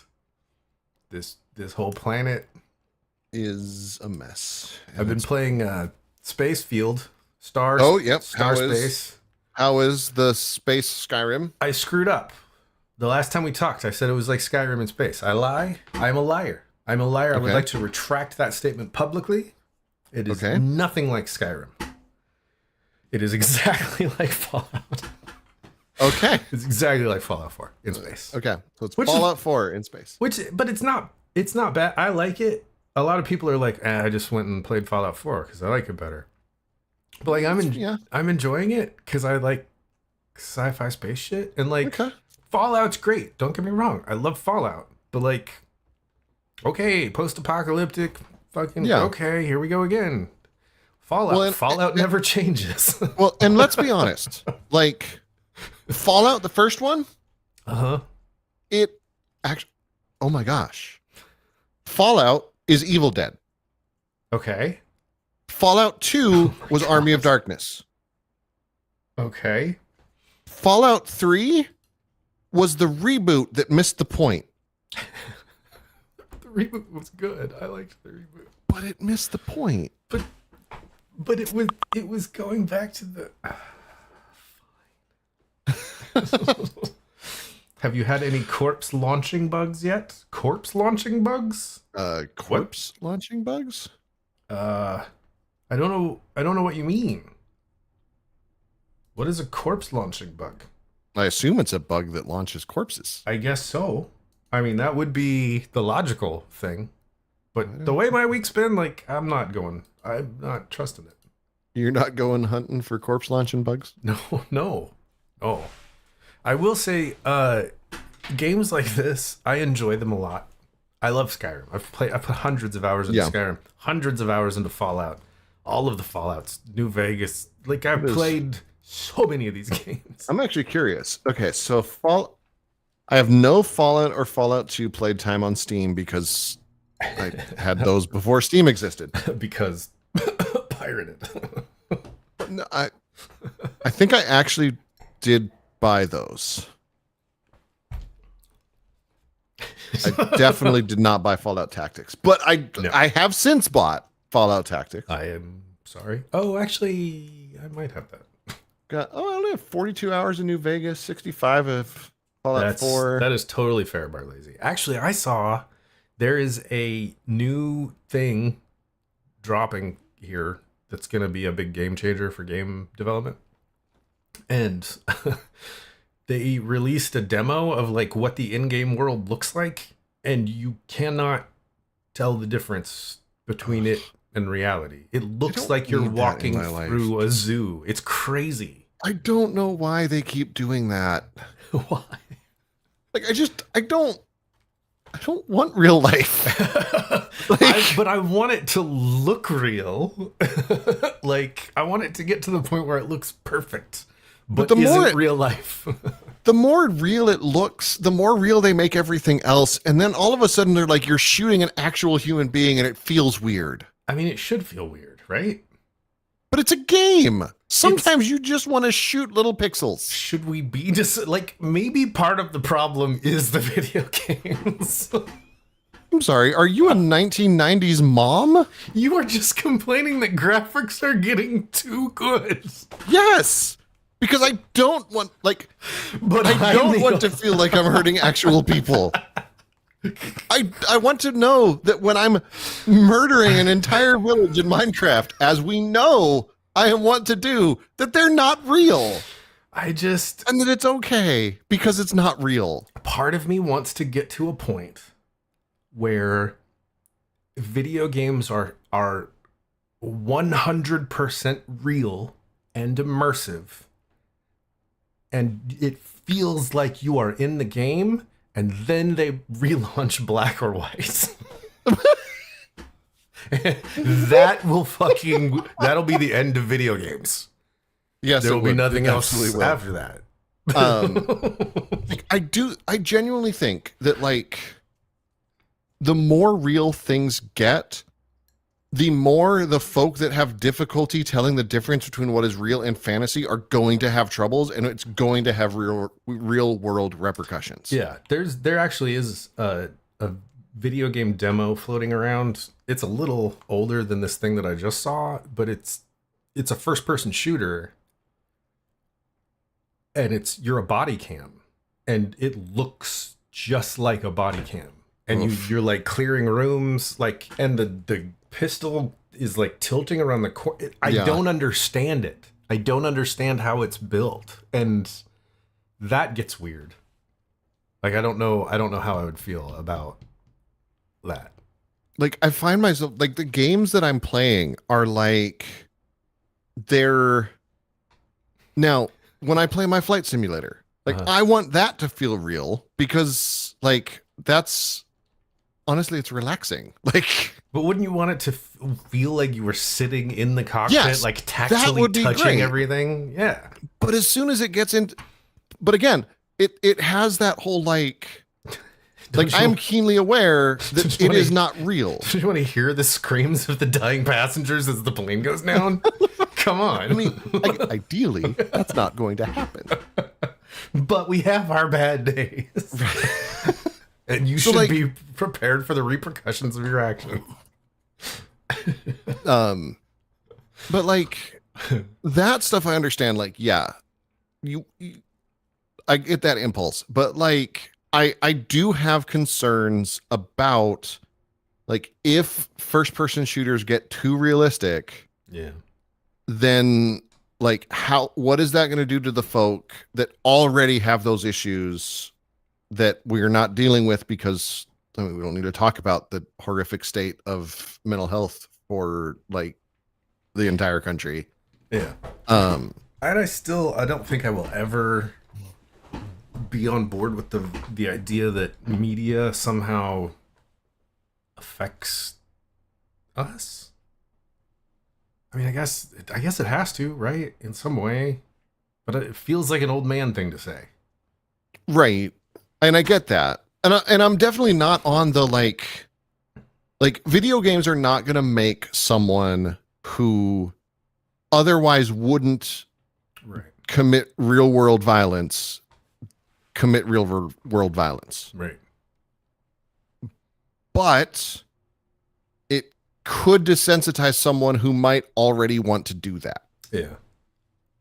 And it definitely like I get, and this is where I start to sound a little bit like old Manny.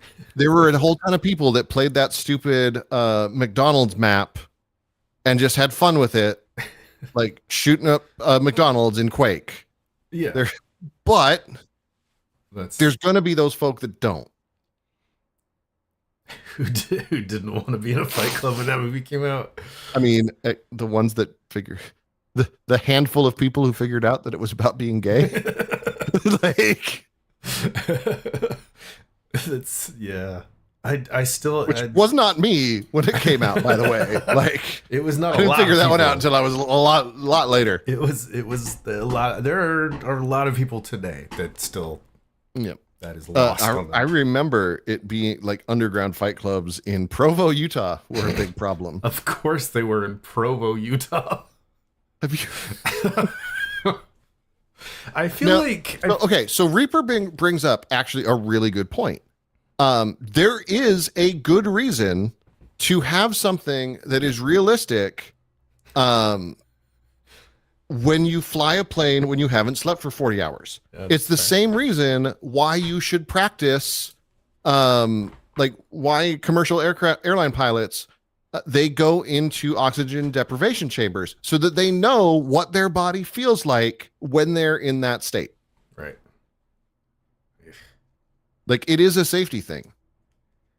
And we won't talk about the FAA's perspective on mental health, which causes pilots to not disclose depression for 6 years and then take shrooms and try to crash a plane. Yeah. If we don't accidentally slam two planes in together on the runway because the fucking airport, the tower guys are so overworked and there's so few of them left that they work 7 days straight with no sleep. How do we not? How is this tower of cards still up? Reaper did not know that about Fight Club. So now you know. Yeah, that entire film. Well, really the book first, but then right. They are working on like remote towers. They are working on software solutions. They are. The problem is the internet still takes too long. And there are a good number of like AI related solutions proposed to like lessen controller workload. Like there's a lot of tasks in the basically like the times when planes are just flying in the air don't necessarily need that much human intervention because they're already in the air. Like those things are already planned out. Like, and they already kind of are at a point where it's really just about taking off and landing, right? And even Yeah, then, it's really just about landing and not killing everyone. It's that, but the coordination of the taking off and the landing is what's getting them. Now it's getting easier, Right. because as those software, like they've started figuring out that maybe we shouldn't have a plane start taxiing until we know they can taxi directly to the runway and take off.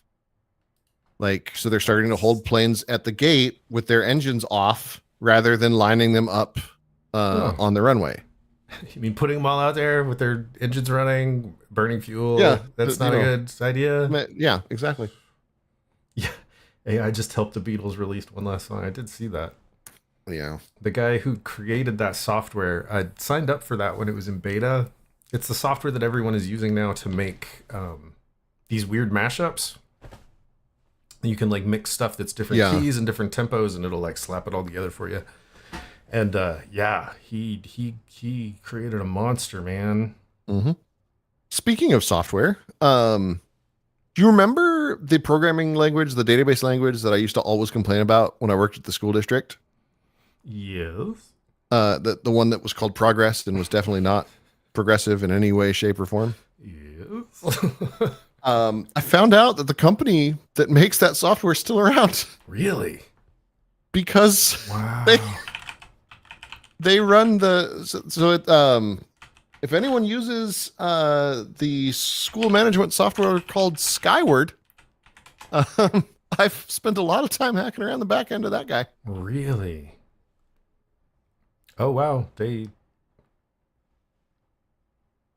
Wow. That's horrifying. I mean, I do still get occasional messages from some of my old coworkers like, "Hey, I was digging around in the comments. You hated that, didn't you?" Yes.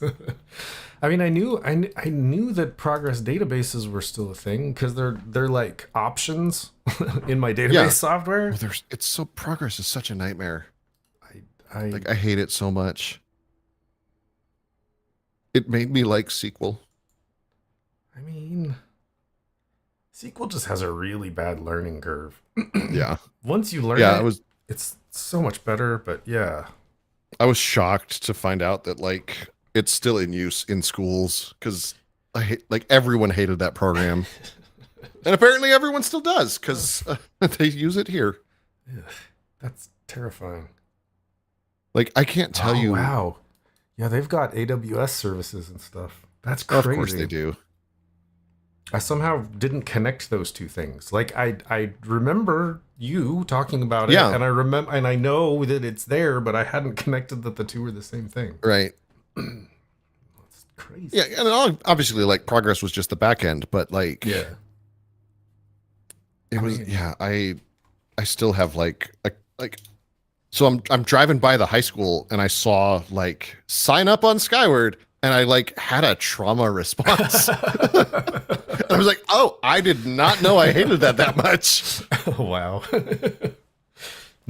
Yeah, I the other day at work, someone mentioned Dreamweaver. Ugh. And I went and looked, and it's like still a thing. It's still kicking, and it's stupid expensive too. Yeah, and I guess it's like actually functional. I don't know. Oh, weird. They've gone. I mean, for $3,000 it is. God, I hope so. It's just weird to me that like it's like an offensive amount of money. Yeah, I mean everything that Adobe does is an offensive amount of money. It's just funny to me that like in the space of programming IDEs, there's like big players, and nobody's using using this. It's just weird to me that it still exists as a thing. Like, well, I found out that like WordPerfect by Corel still technically exists. They're still releasing new versions. Nice. And I'm like, I mean, I loved WordPerfect. It was a great piece of software, but it lost, and it lost hard. Yeah. Like, yeah, that's like the fact that Yahoo is still a search engine. Like, we get it. Yeah. But like, come on.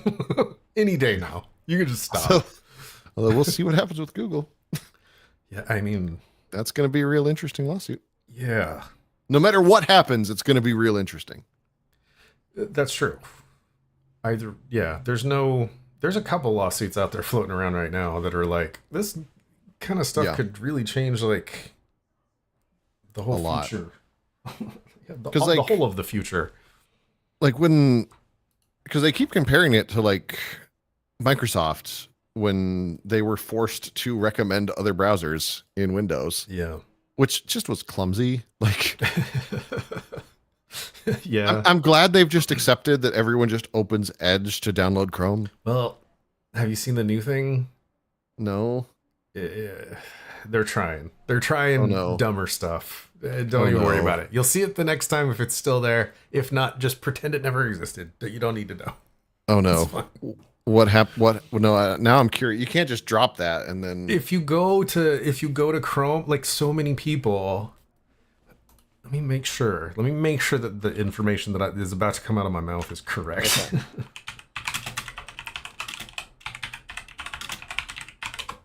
They did an update supposedly that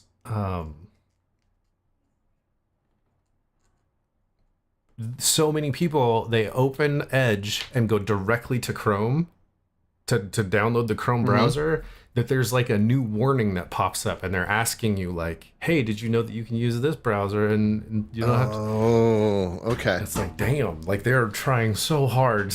And I'm not going to lie, Chrome is not a bad browser. It's gotten so much better now that it's Chromium, or it's not Chrome. Edge. Yeah, Edge is much better than it once was. I also freely admit that. Yeah. It's still sad. Yeah. It's just sad that they should have called it like, I don't know. Like just sad. Honestly, Edge, like not something to blue. Get rid of the blue. Like we get that you know the blue space, but everything blue just makes us sad and it makes us feel bad for you. I use Edge to watch Disney Plus because some reason it doesn't work on Chrome. I have the same issue with Vudu. Weird. I can watch stuff in it, but they won't stream anything higher than 1080 in Chrome because Chrome doesn't have the right DRM. Oh yeah, and Edge does. So I watch Vudu on Edge.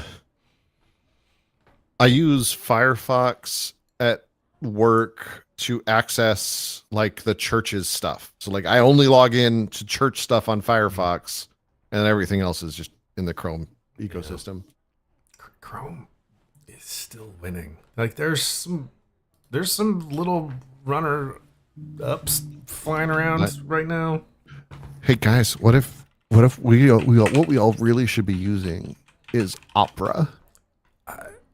I know that's less of a joke than it used to be, but my soul threw up when you said that. Oh, no, like the Brave browser is supposed to be really good. It's like all security focused. Well, yeah, and privacy focused, which is nice. I keep trying to explain to people that like internet security, like your information is out there, like because there is like everyone's password is the weakest link in every single security chain. Yep. And people have terrible passwords. Yep. And part of that is the security industry's fault because for years and years and years, they've been telling people to do stupid passwords that have capitals and special characters. Just gotta have a space. Just gotta have 4 more letters. And none of that was right ever. Right. And now that's the thing that's burned into everyone's brains. So that's what everyone does. And now us in the security industry are now going, no, it's not right, but whatever. So what should your password be, sir? What should your password be? Should I just replace like all the vowels with special characters and just keep my password as password? It should be password.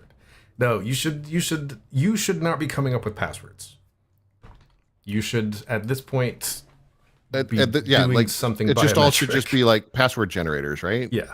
Like I use Chrome's built-in password generator. I do the same thing for just about everything. Yeah. Yeah, it should match your social security number. Yes. Perfect. And your credit card. Yep. Your main checking account credit card. Yeah, I use I know it was like all of my passwords for everything are randomized in the password manager because it just handles it that way.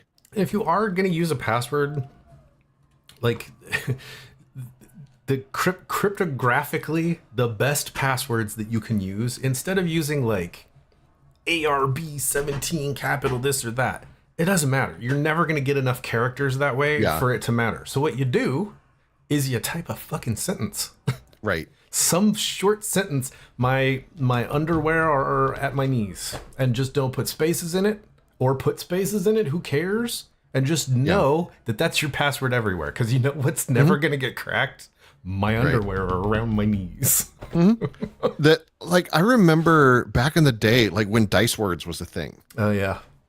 Like, because, and that was the whole thing. Like, it is just like, roll the dice, come up with, but then of course, I mean, the problem was that like those were a definitely set number of, like, it makes it really easy to build a script to decrypt everyone's shit. Doesn't that just put all of your sensitive info in one place though? It makes me think of Ocean's 11 when they were off the vault. I mean, okay, that's fair, but all of your passwords are in the same place right now. Yep. And I trust my browser's memory more than my own. Right.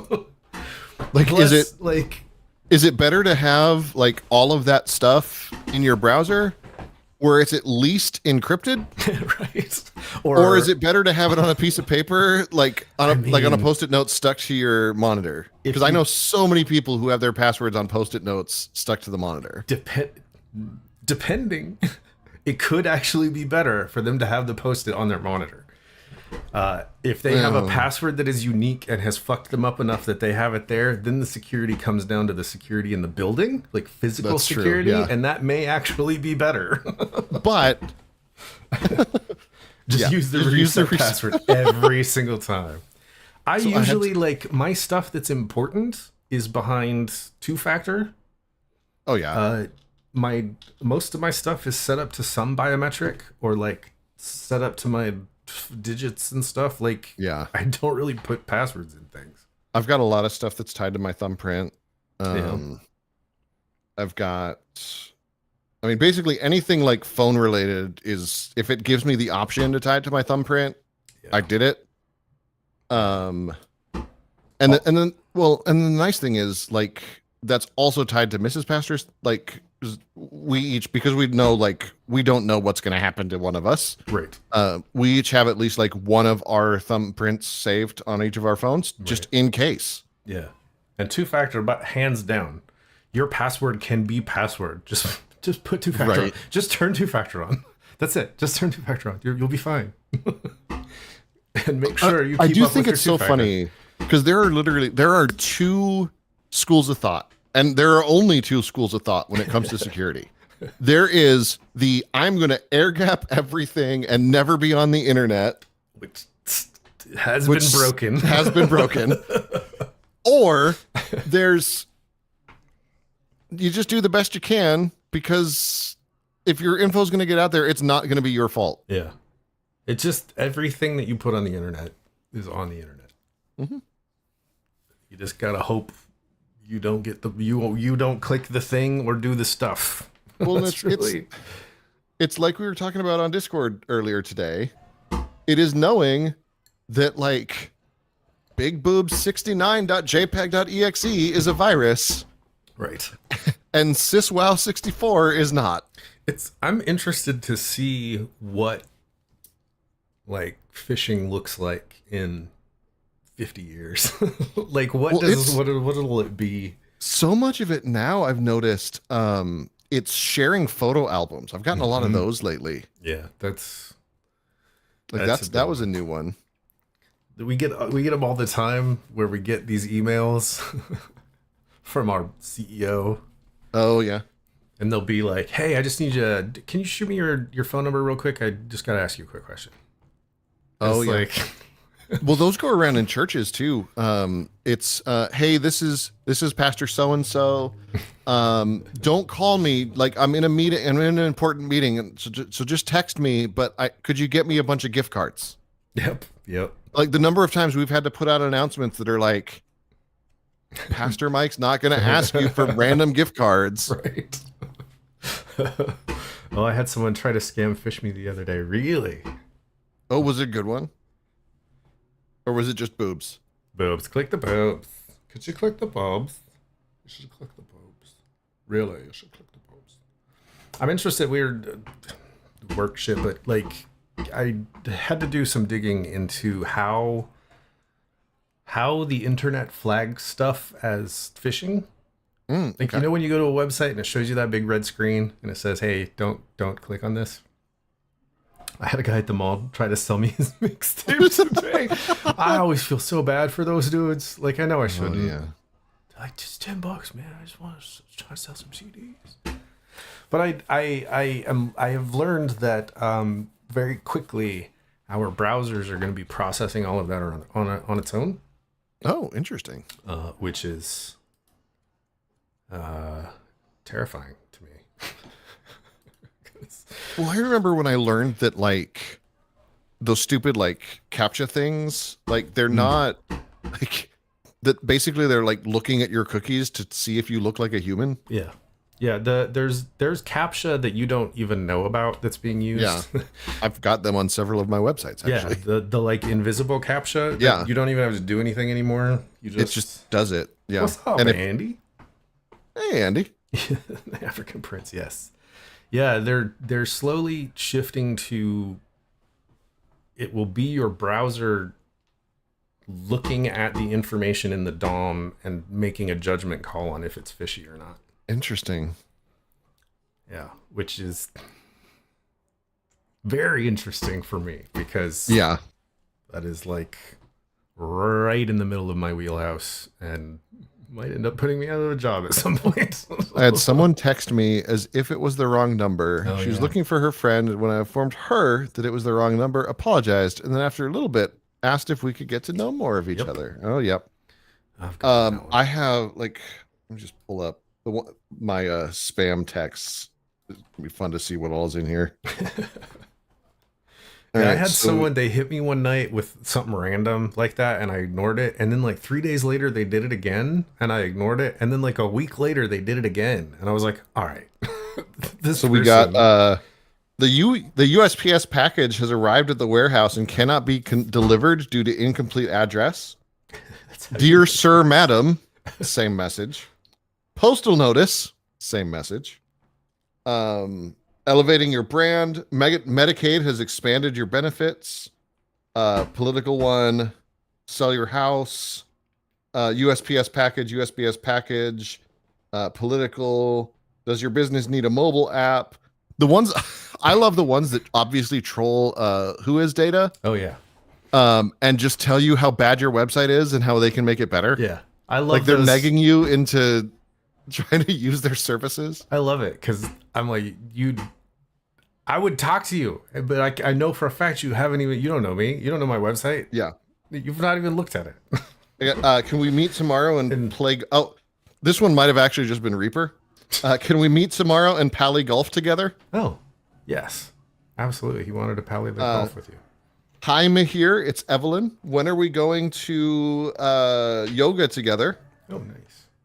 And yes, Hi, long time no see. How are you? Hi. Do you have plans for the evening? Like, yeah. it's all personal stuff now. And you're right. They do look at mouse movement as well. There's a bunch of stuff that they factor in, but like they look at the trajectory of your internet history to see if like the way that you got to where you are at looks correct. Yeah. Which is, I mean, they have all the information, so they might as well use it. It's just weird to me. Exactly. That is exactly what they sent me, Reaper. When are we? So I'm going pretty to sure Pally that Golf? that might have just been your number. But when are we going to Pally Golf? Yeah, the package at the warehouse text. I've gotten a lot of those. Yeah. I get emails. Well, and That's the ones we've we got like so I just switched everything from Dropbox to Google Drive. So we basically stopped paying for my Dropbox, and Google, their paid thing, has dark web monitoring. Ooh. Love how scary they Okay. always make that sound. It's the dark web. But it is nice because it's like, hey, we know that there's a data breach involving this information of yours. Yeah. And so I know when there's a breach. So when I start getting more and more texts, I can go to that little monitoring thing and be like, oh, yeah, that's why. Yeah. There's a new one. And see, people are all worried about the dark web. And like, yeah, there's shit to worry about on the dark web. But like, I think everyone forgot about the deep web.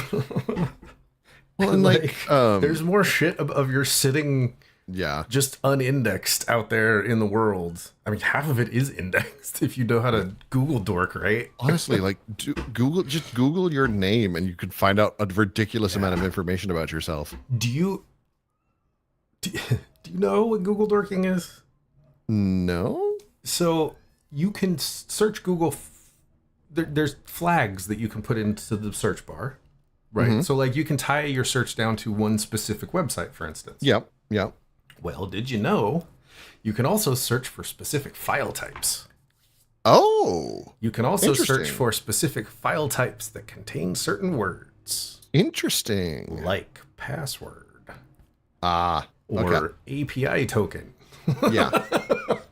And you can just Google certain things and it will literally give you just thousands of pages of passwords. Right. That makes sense.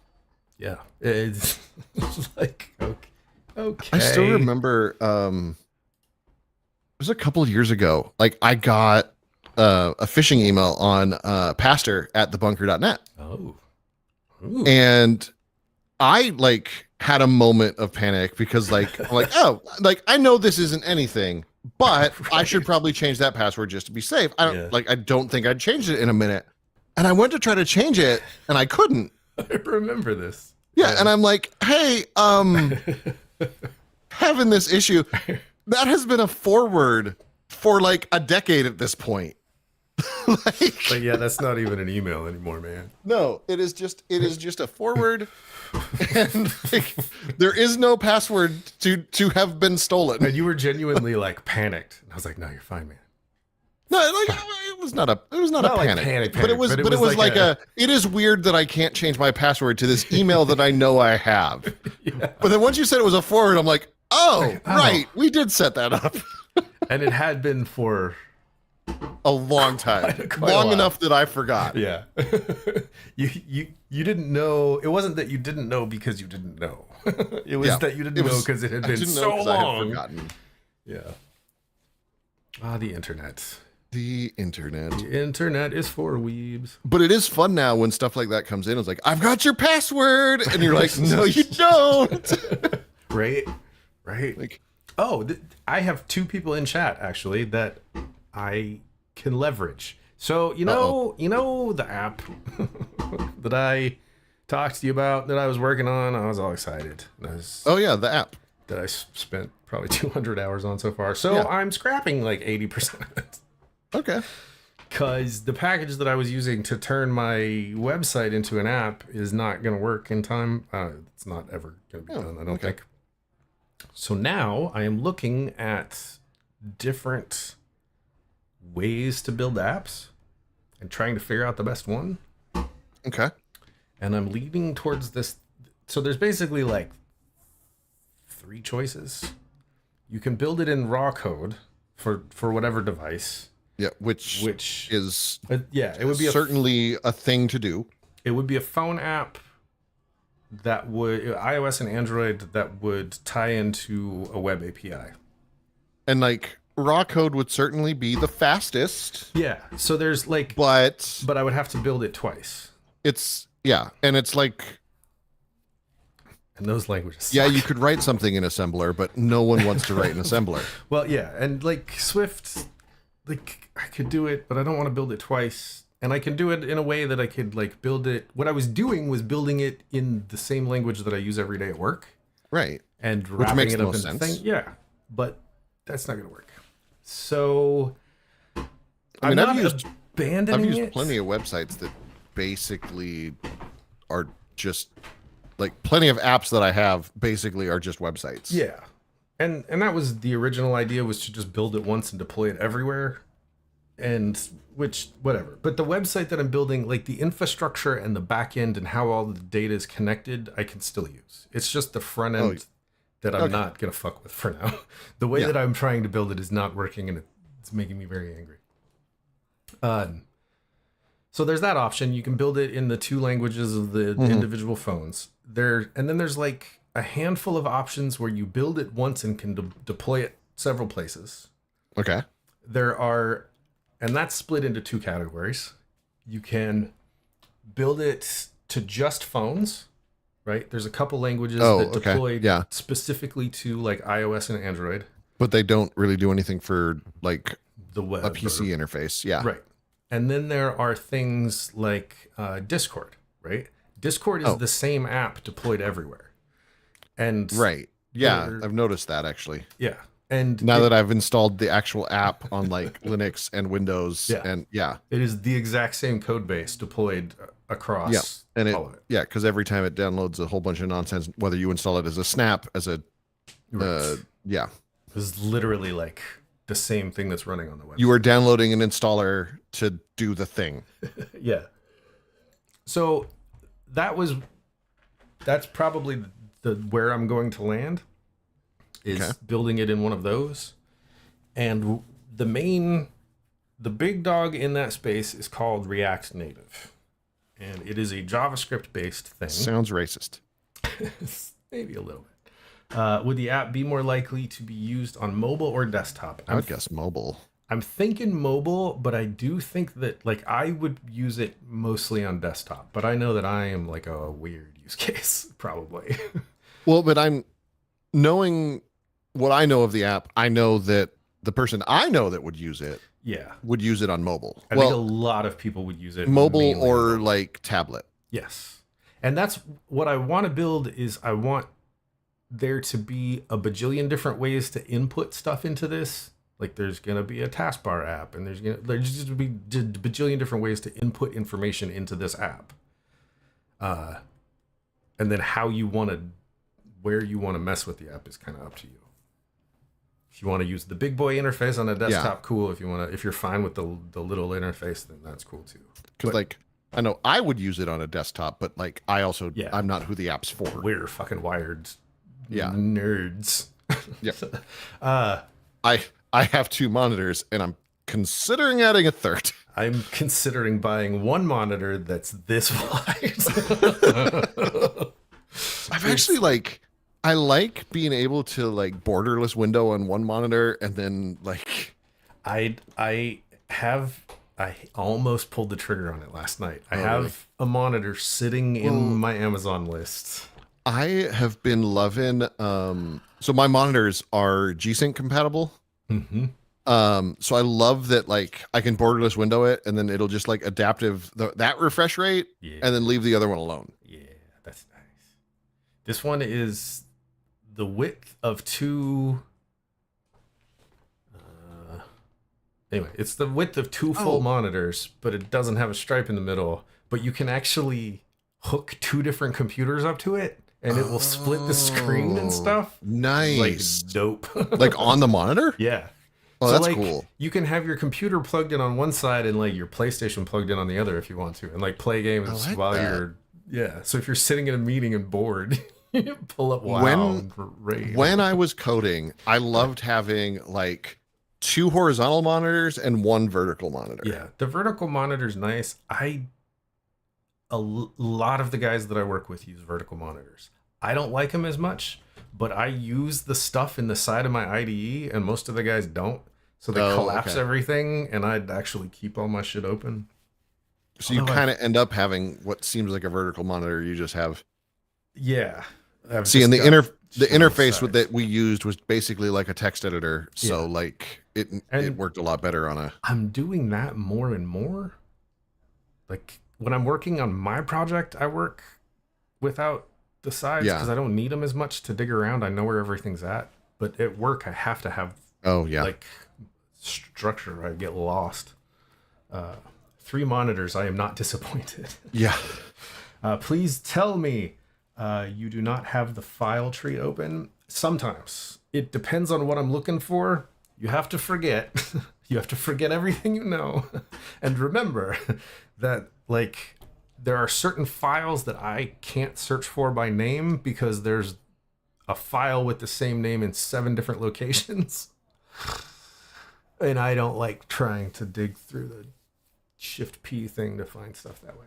Yeah.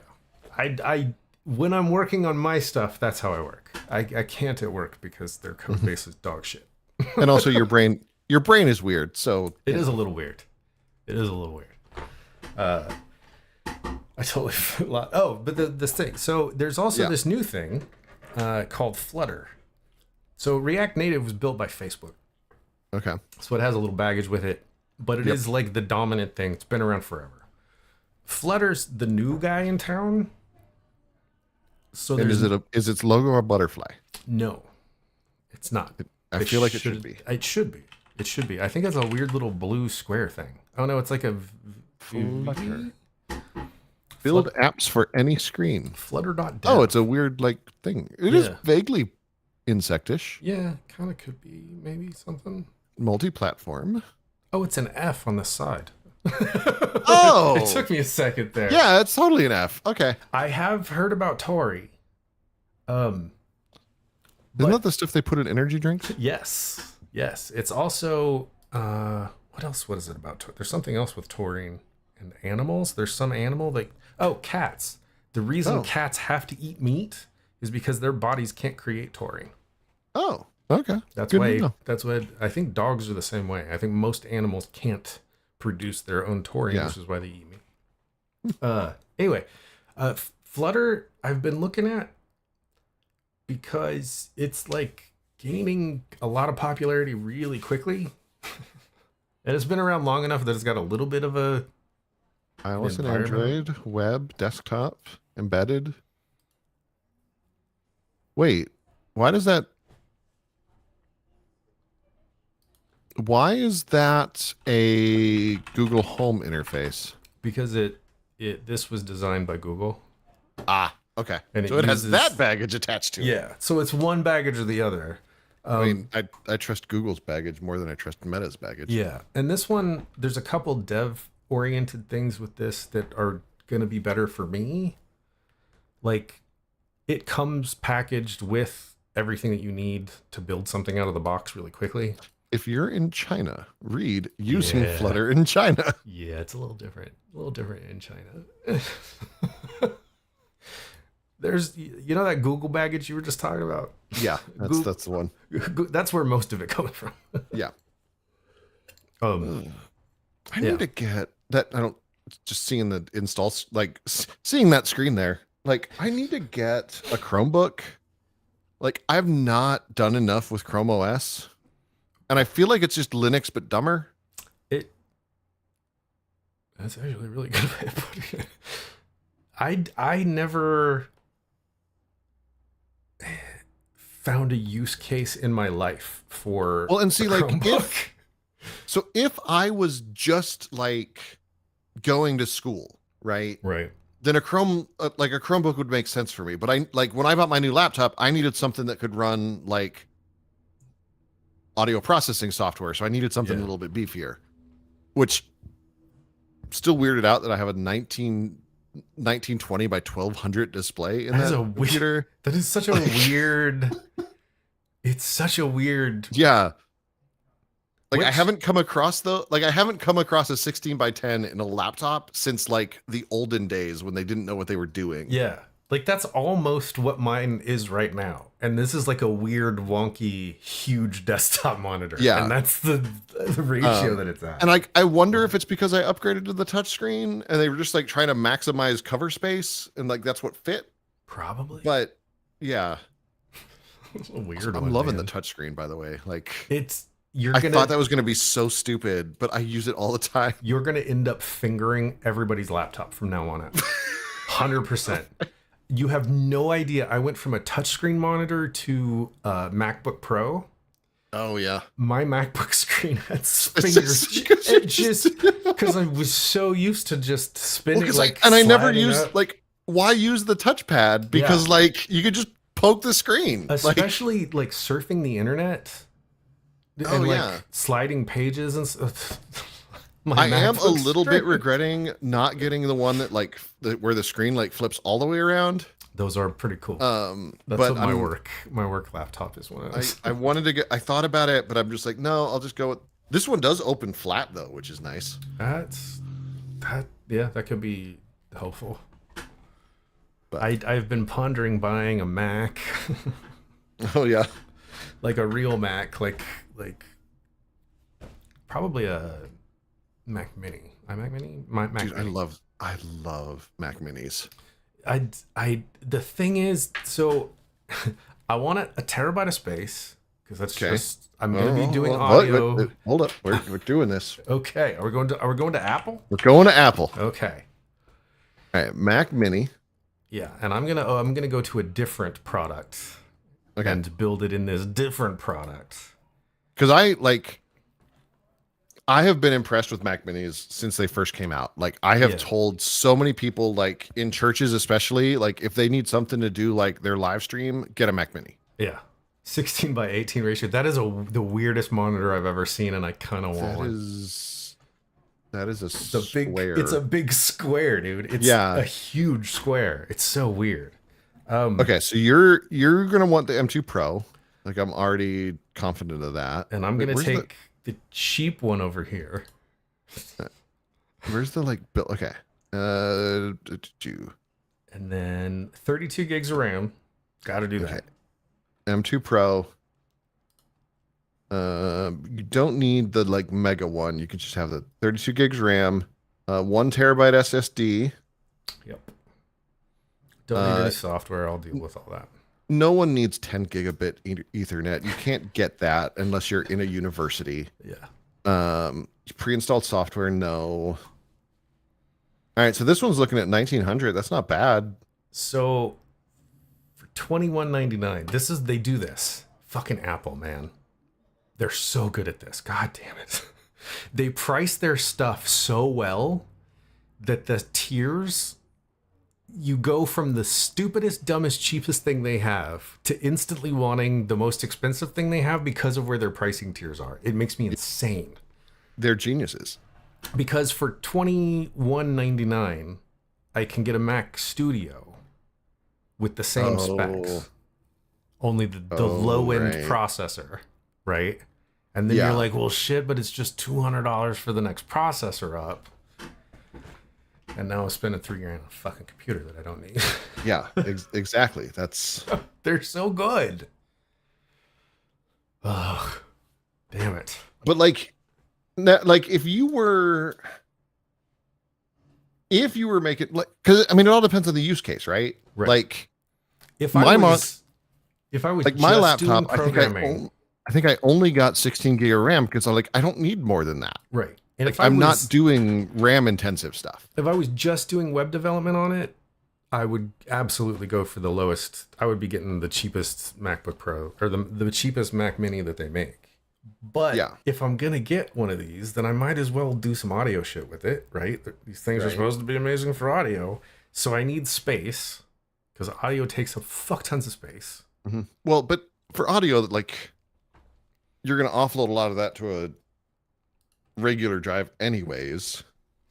I mean, I don't want to. You're going to eat up a terabyte quick. I know. That's fair. Damn it.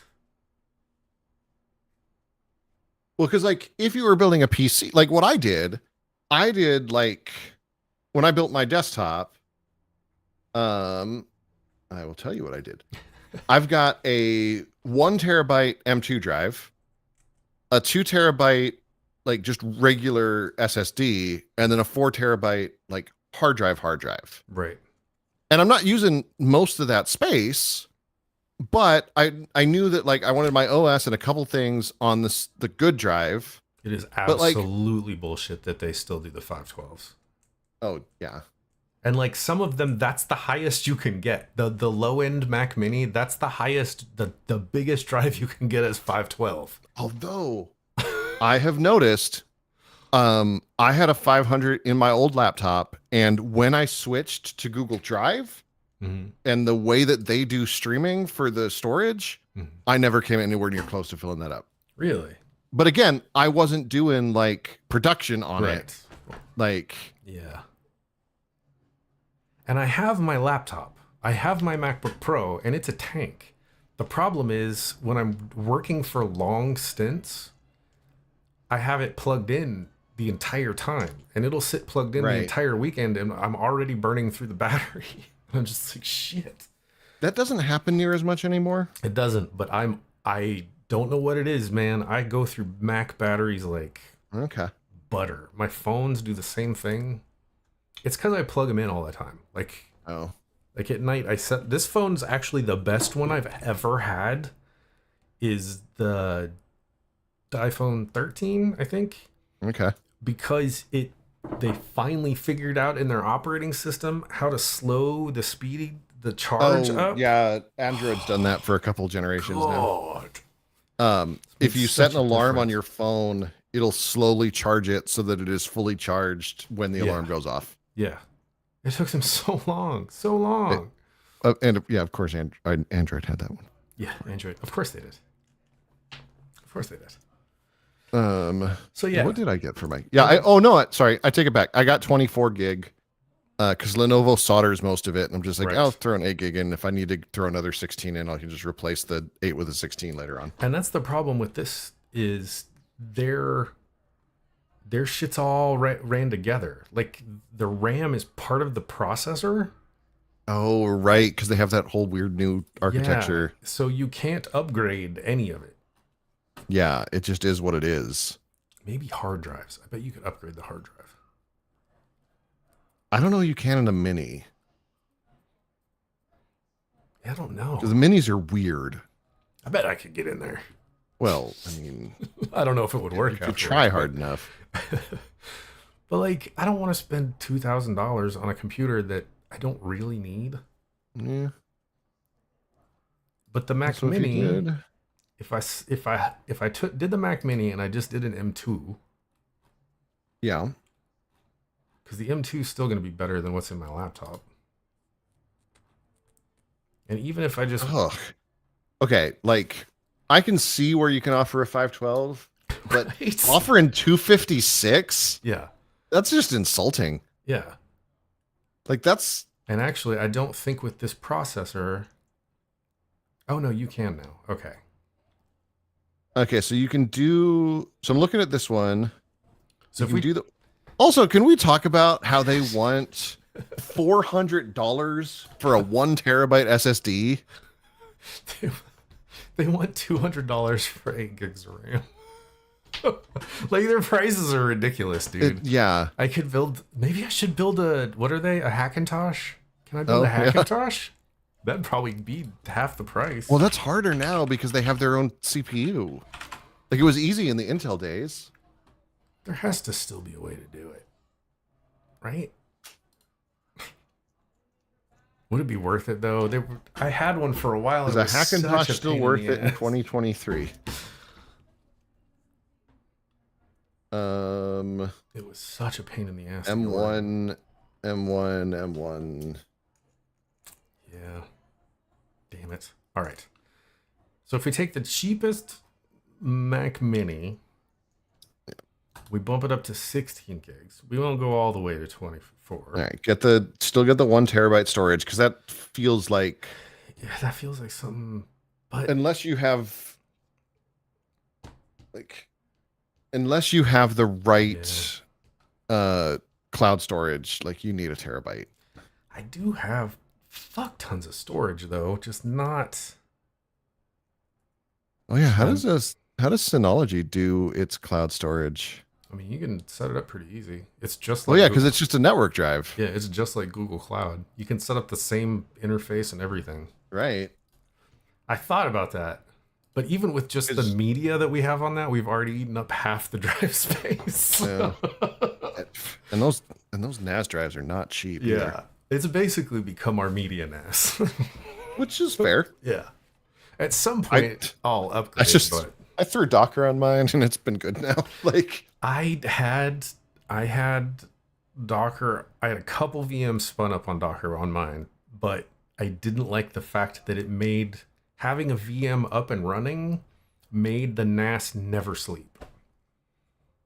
Oh, okay. The drives were constantly running. And now I have it set up so that I think like an hour after we turn off MB, it'll actually, like, the NAS will power down and go into sleep mode. Okay. And I just didn't want it.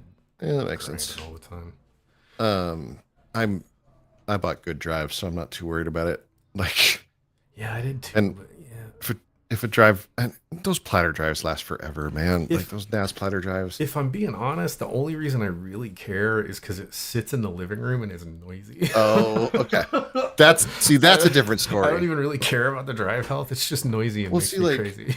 Mrs. Pastor loves it because she's just set up a playlist of like, it's basically like her I Can't Sleep shows. Oh yeah. Because we use Jellyfin, which is NB but angrier. Yeah, it's like a port of a port of a angry port. fork. Yeah. Which is funny because this was the angry fork and then it got angry. But I just liked it because it honestly, like, it worked the first time I set it up. So I'm like, yeah, I'm going with this. Right. But she just has a playlist, and like if she can't sleep, she could just watch it whenever, and she loves it. She hated it at first. She's like, why are you making this whole weird thing? Why are you spending all this money on this stupid thing? You don't need this. Yeah, and I heard all of that. Yeah, I know. I heard the exact same thing. It was like, I don't understand it. I don't know what you're doing with it. I don't care. It's just some weird piece of hardware. You have all this weird shit that I don't care about. And now the thing that it's used for is the MB. Yep. Now that she understands how it works. Mm-hmm. All right. So we got yeah. So Mac Mini, cheapest one. We got an M 1200. Like, yeah. So there's that. Or if you go to Back Market, you can get an M1 for. I can get an M1 with. Where'd my filters go? Okay. Let's see. 256. There it is. 1 gig, 16 gigs of RAM, and a 1 terabyte hard drive for $800.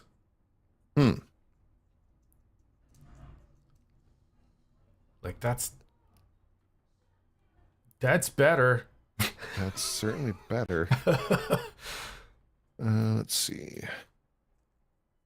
Damn it. And it gets even worse. Like if I go back and look at the ones that match my laptop. Oh yeah. I'm just like, damn, I could get like a smoking hot i7. Never look at what your old hardware is worth now. Never do it. No. It's not. It's just a bad time. The minute I bought this laptop, I was like, it's not anywhere near worth what I just paid for it. So I don't know, man. I just wait for Lenovo to do their half-off sales, and that's when I buy them. That's fair. And like honestly, like my old laptop, it's still. I threw in. It had 8 gig of RAM. I threw in another 8. Like I threw in a bigger. I took the SSD out of one of like my old desktop and threw it in there. Right. Like it is almost a brand new computer now. Right. And it's still going strong, but like it was older than my marriage, and I figured it was like I needed something that was going to go a little better. Yeah, that's fair. That's fair. And also, it was half off. If you go to Best Buy, they always have. Yeah. Especially they have their pre-Black Friday thing going on. So I could go tomorrow and get an M2 with 8 gigs of RAM and a 256 hard drive for $500. Oof. But like that's the operating system, right? Like there's no space. SSD in a Mac Mini M2. How to upgrade your Mac Mini M2 without paying Apple's high prices. Okay,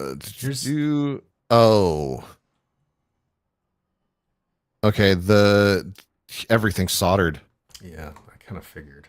Well, here's one with 8 gigs of RAM and a 512. It's a little better.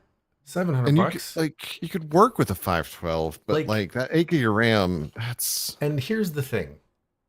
That would be like my website building machine, right? But like, fuck.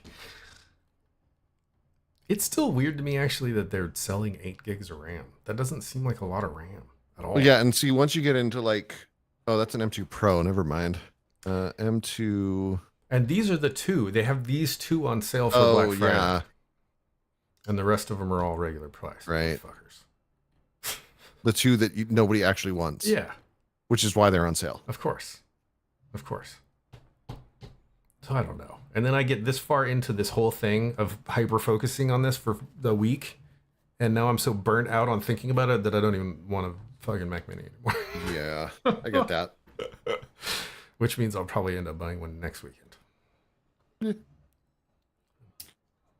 I hate shopping for like parts. Like anytime I'm shopping for anything that expensive, I second guess everything all the time. I end up hyper focusing on it and learning everything over the span of like then there are no good choices. Yeah. And I end up aggravated with myself for making the choice that I do and then never needing any of that information ever again. And then inevitably, as soon as I buy it, I realize that I actually bought the wrong thing. Yeah, that's the worst. Inevitably.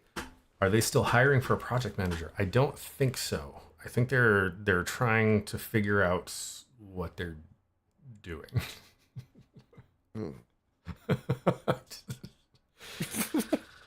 I don't know what they're doing. Yeah, it's the way I left today, I might not be going back to work on Monday.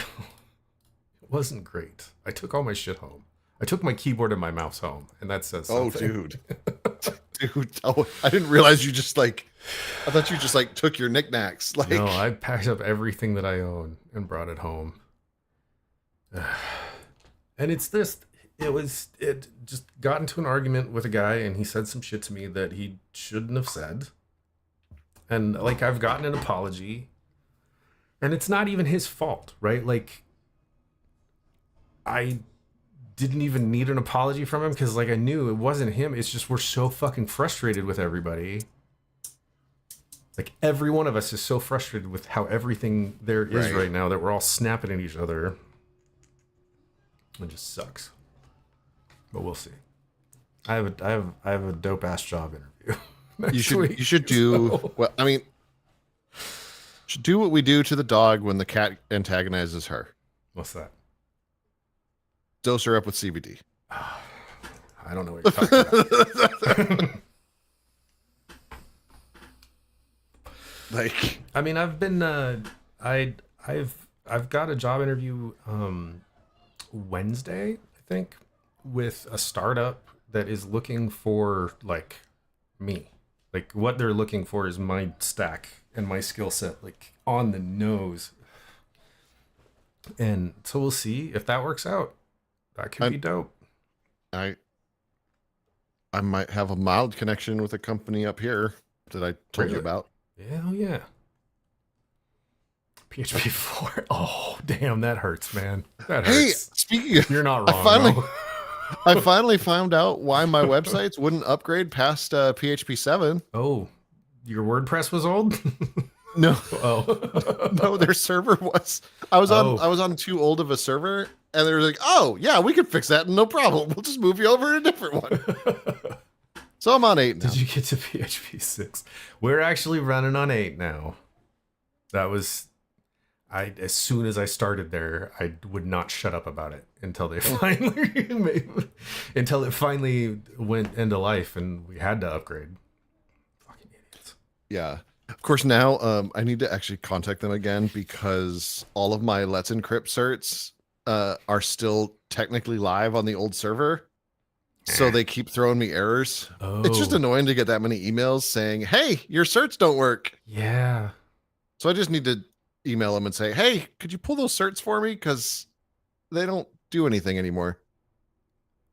Yeah, that's weird it's weird that they didn't turn your old account off.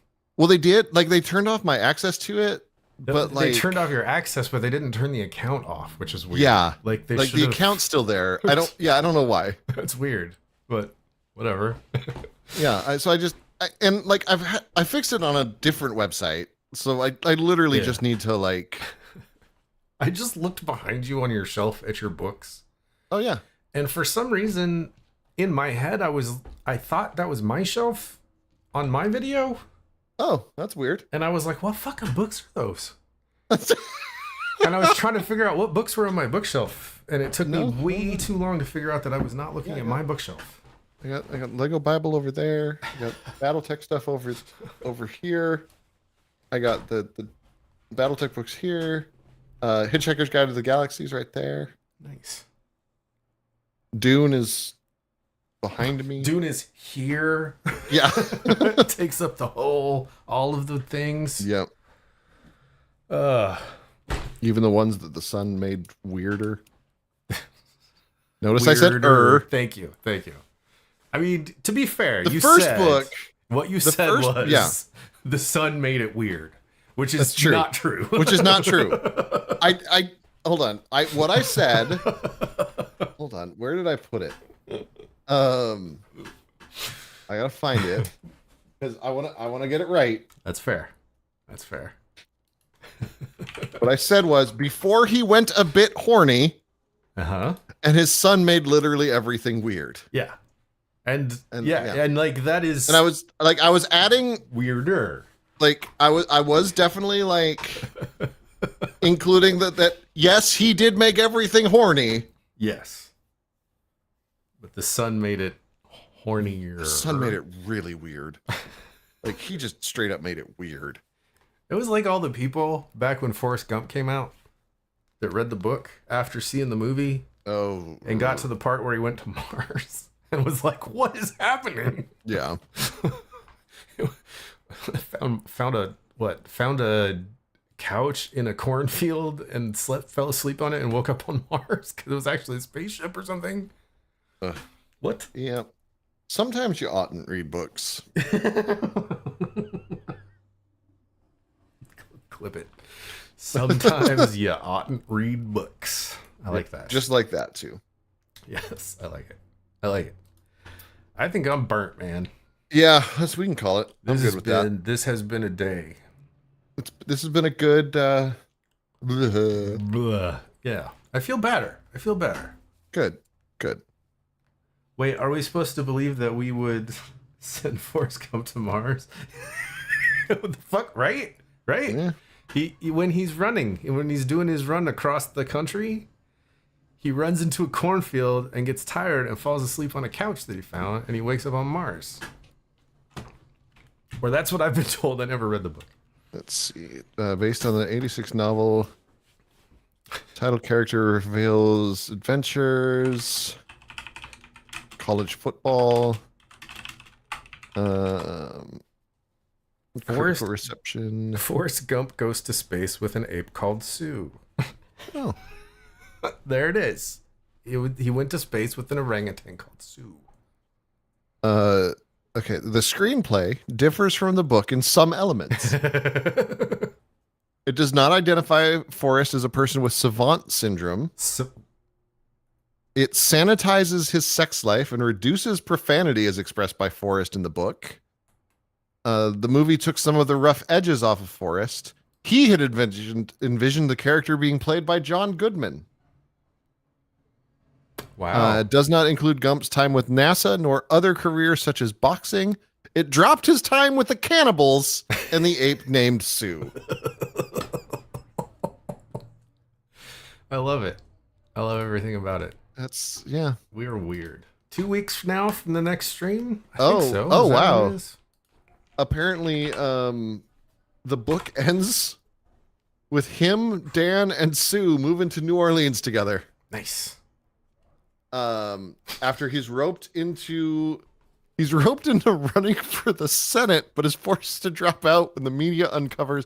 Okay, I'm sorry. This is how we're going to end this series. I'm just going to read you the Wikipedia summary of this book because it is a bit unhinged. Let's hold on.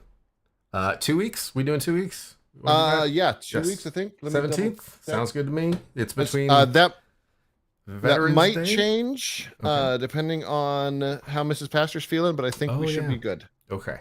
Well, yeah. But we'll plan on the 17th. And actually, you know what? If Pastor doesn't come, I will come anyway. and we'll do an art stream again. 2 weeks. Okay. All Give right. it to us, and then we're going away. Thank you guys for hanging out. I love you. Yes, thank you, everyone. It was good to hang out with you, and it was good to have a chat stream. It was. All right, so here we go. Forrest Gump, named after Ku Klux Klan Grand Wizard Nathan Bedford Forrest, narrates the story of his life. The author uses misspellings and grammatical errors to indicate the character's Southern accent, education, and cognitive disabilities. While living in Mobile, Alabama, Forrest meets Jenny Curran in first grade and walks her home. They become the best of friends. By the time Forrest is 16 years old, he is 6'6", 242 pounds, and plays high school football. Miss Henderson, with whom Forrest is infatuated, gives him reading lessons. He reads Mark Twain's The Adventures of Tom Sawyer and 2 other books that he does not remember. While he enjoys the books, he does not do well on tests. He gains popularity as a football player, making the all-state team. When Forrest is called to the principal's office, he meets noted university coach Bear Bryant, who asks if he'd considered playing college football. After high school, Forrest takes a test at a local Army recruitment center and is told he is temporarily deferred. Forrest and Jenny meet again at the University of Alabama and play together in a folk music band at the Student Union, covering songs by such singers as Joan Baez, Bob Dylan, and Peter, Paul, and Mary. After one semester, Forrest flunks out of the university. He and his friend Bubba are drafted into the Army, but Bubba dies in the Vietnam War. Forrest is wounded and meets Lieutenant Dan, who has lost his legs in the infirmary. Dan tells Forrest that he feels Forrest is destined for something great. While recuperating, Forrest develops a talent for ping pong, eventually playing in a tournament in China and inadvertently saving the life of Mao Zedong and meeting President Lyndon Johnson. He reconnects with Jenny and is arrested and institutionalized after a peace demonstration. When the doctors realize he has a talent for doing math in his head, he is recruited to be an astronaut for NASA. When Sue, a male orangutan on the flight, wrecks the ship, they crash land in New Guinea and end up captives of a tribe of cannibals, whose chief teaches Forrest to play chess. After returning to the U.S., Forrest meets President Richard Nixon and runs into Dan, who is now homeless. They travel to Indianapolis to look for Jenny and find her working in a tire plant. Forrest begins working as a professional wrestler, fighting under the moniker The Dunce. When Dan hatches a plan to rip off Forrest's manager, Jenny leaves in disgust.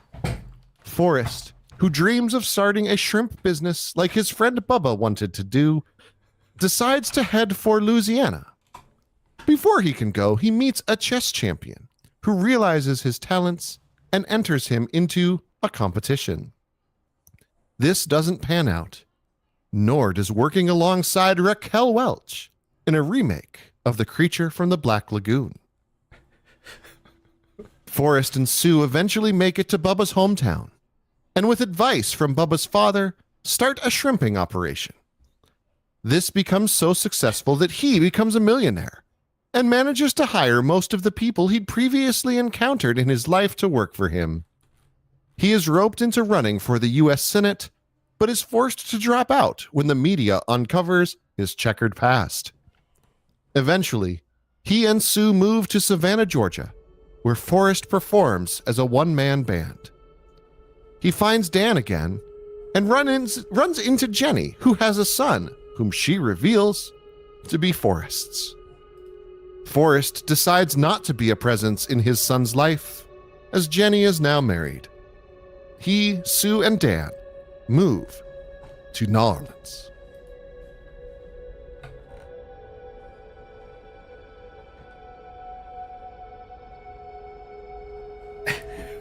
Do you not hear that? Oh, you probably can't hear that, can you? No. Oh, well, fine. All right. Thank you guys for hanging out. We'll see you in a couple weeks. Bye. That was unhinged. You're broken. There's something wrong with you. Where's the button? I don't know where You any broke of the button? I don't know where any of the buttons are. So dramatic.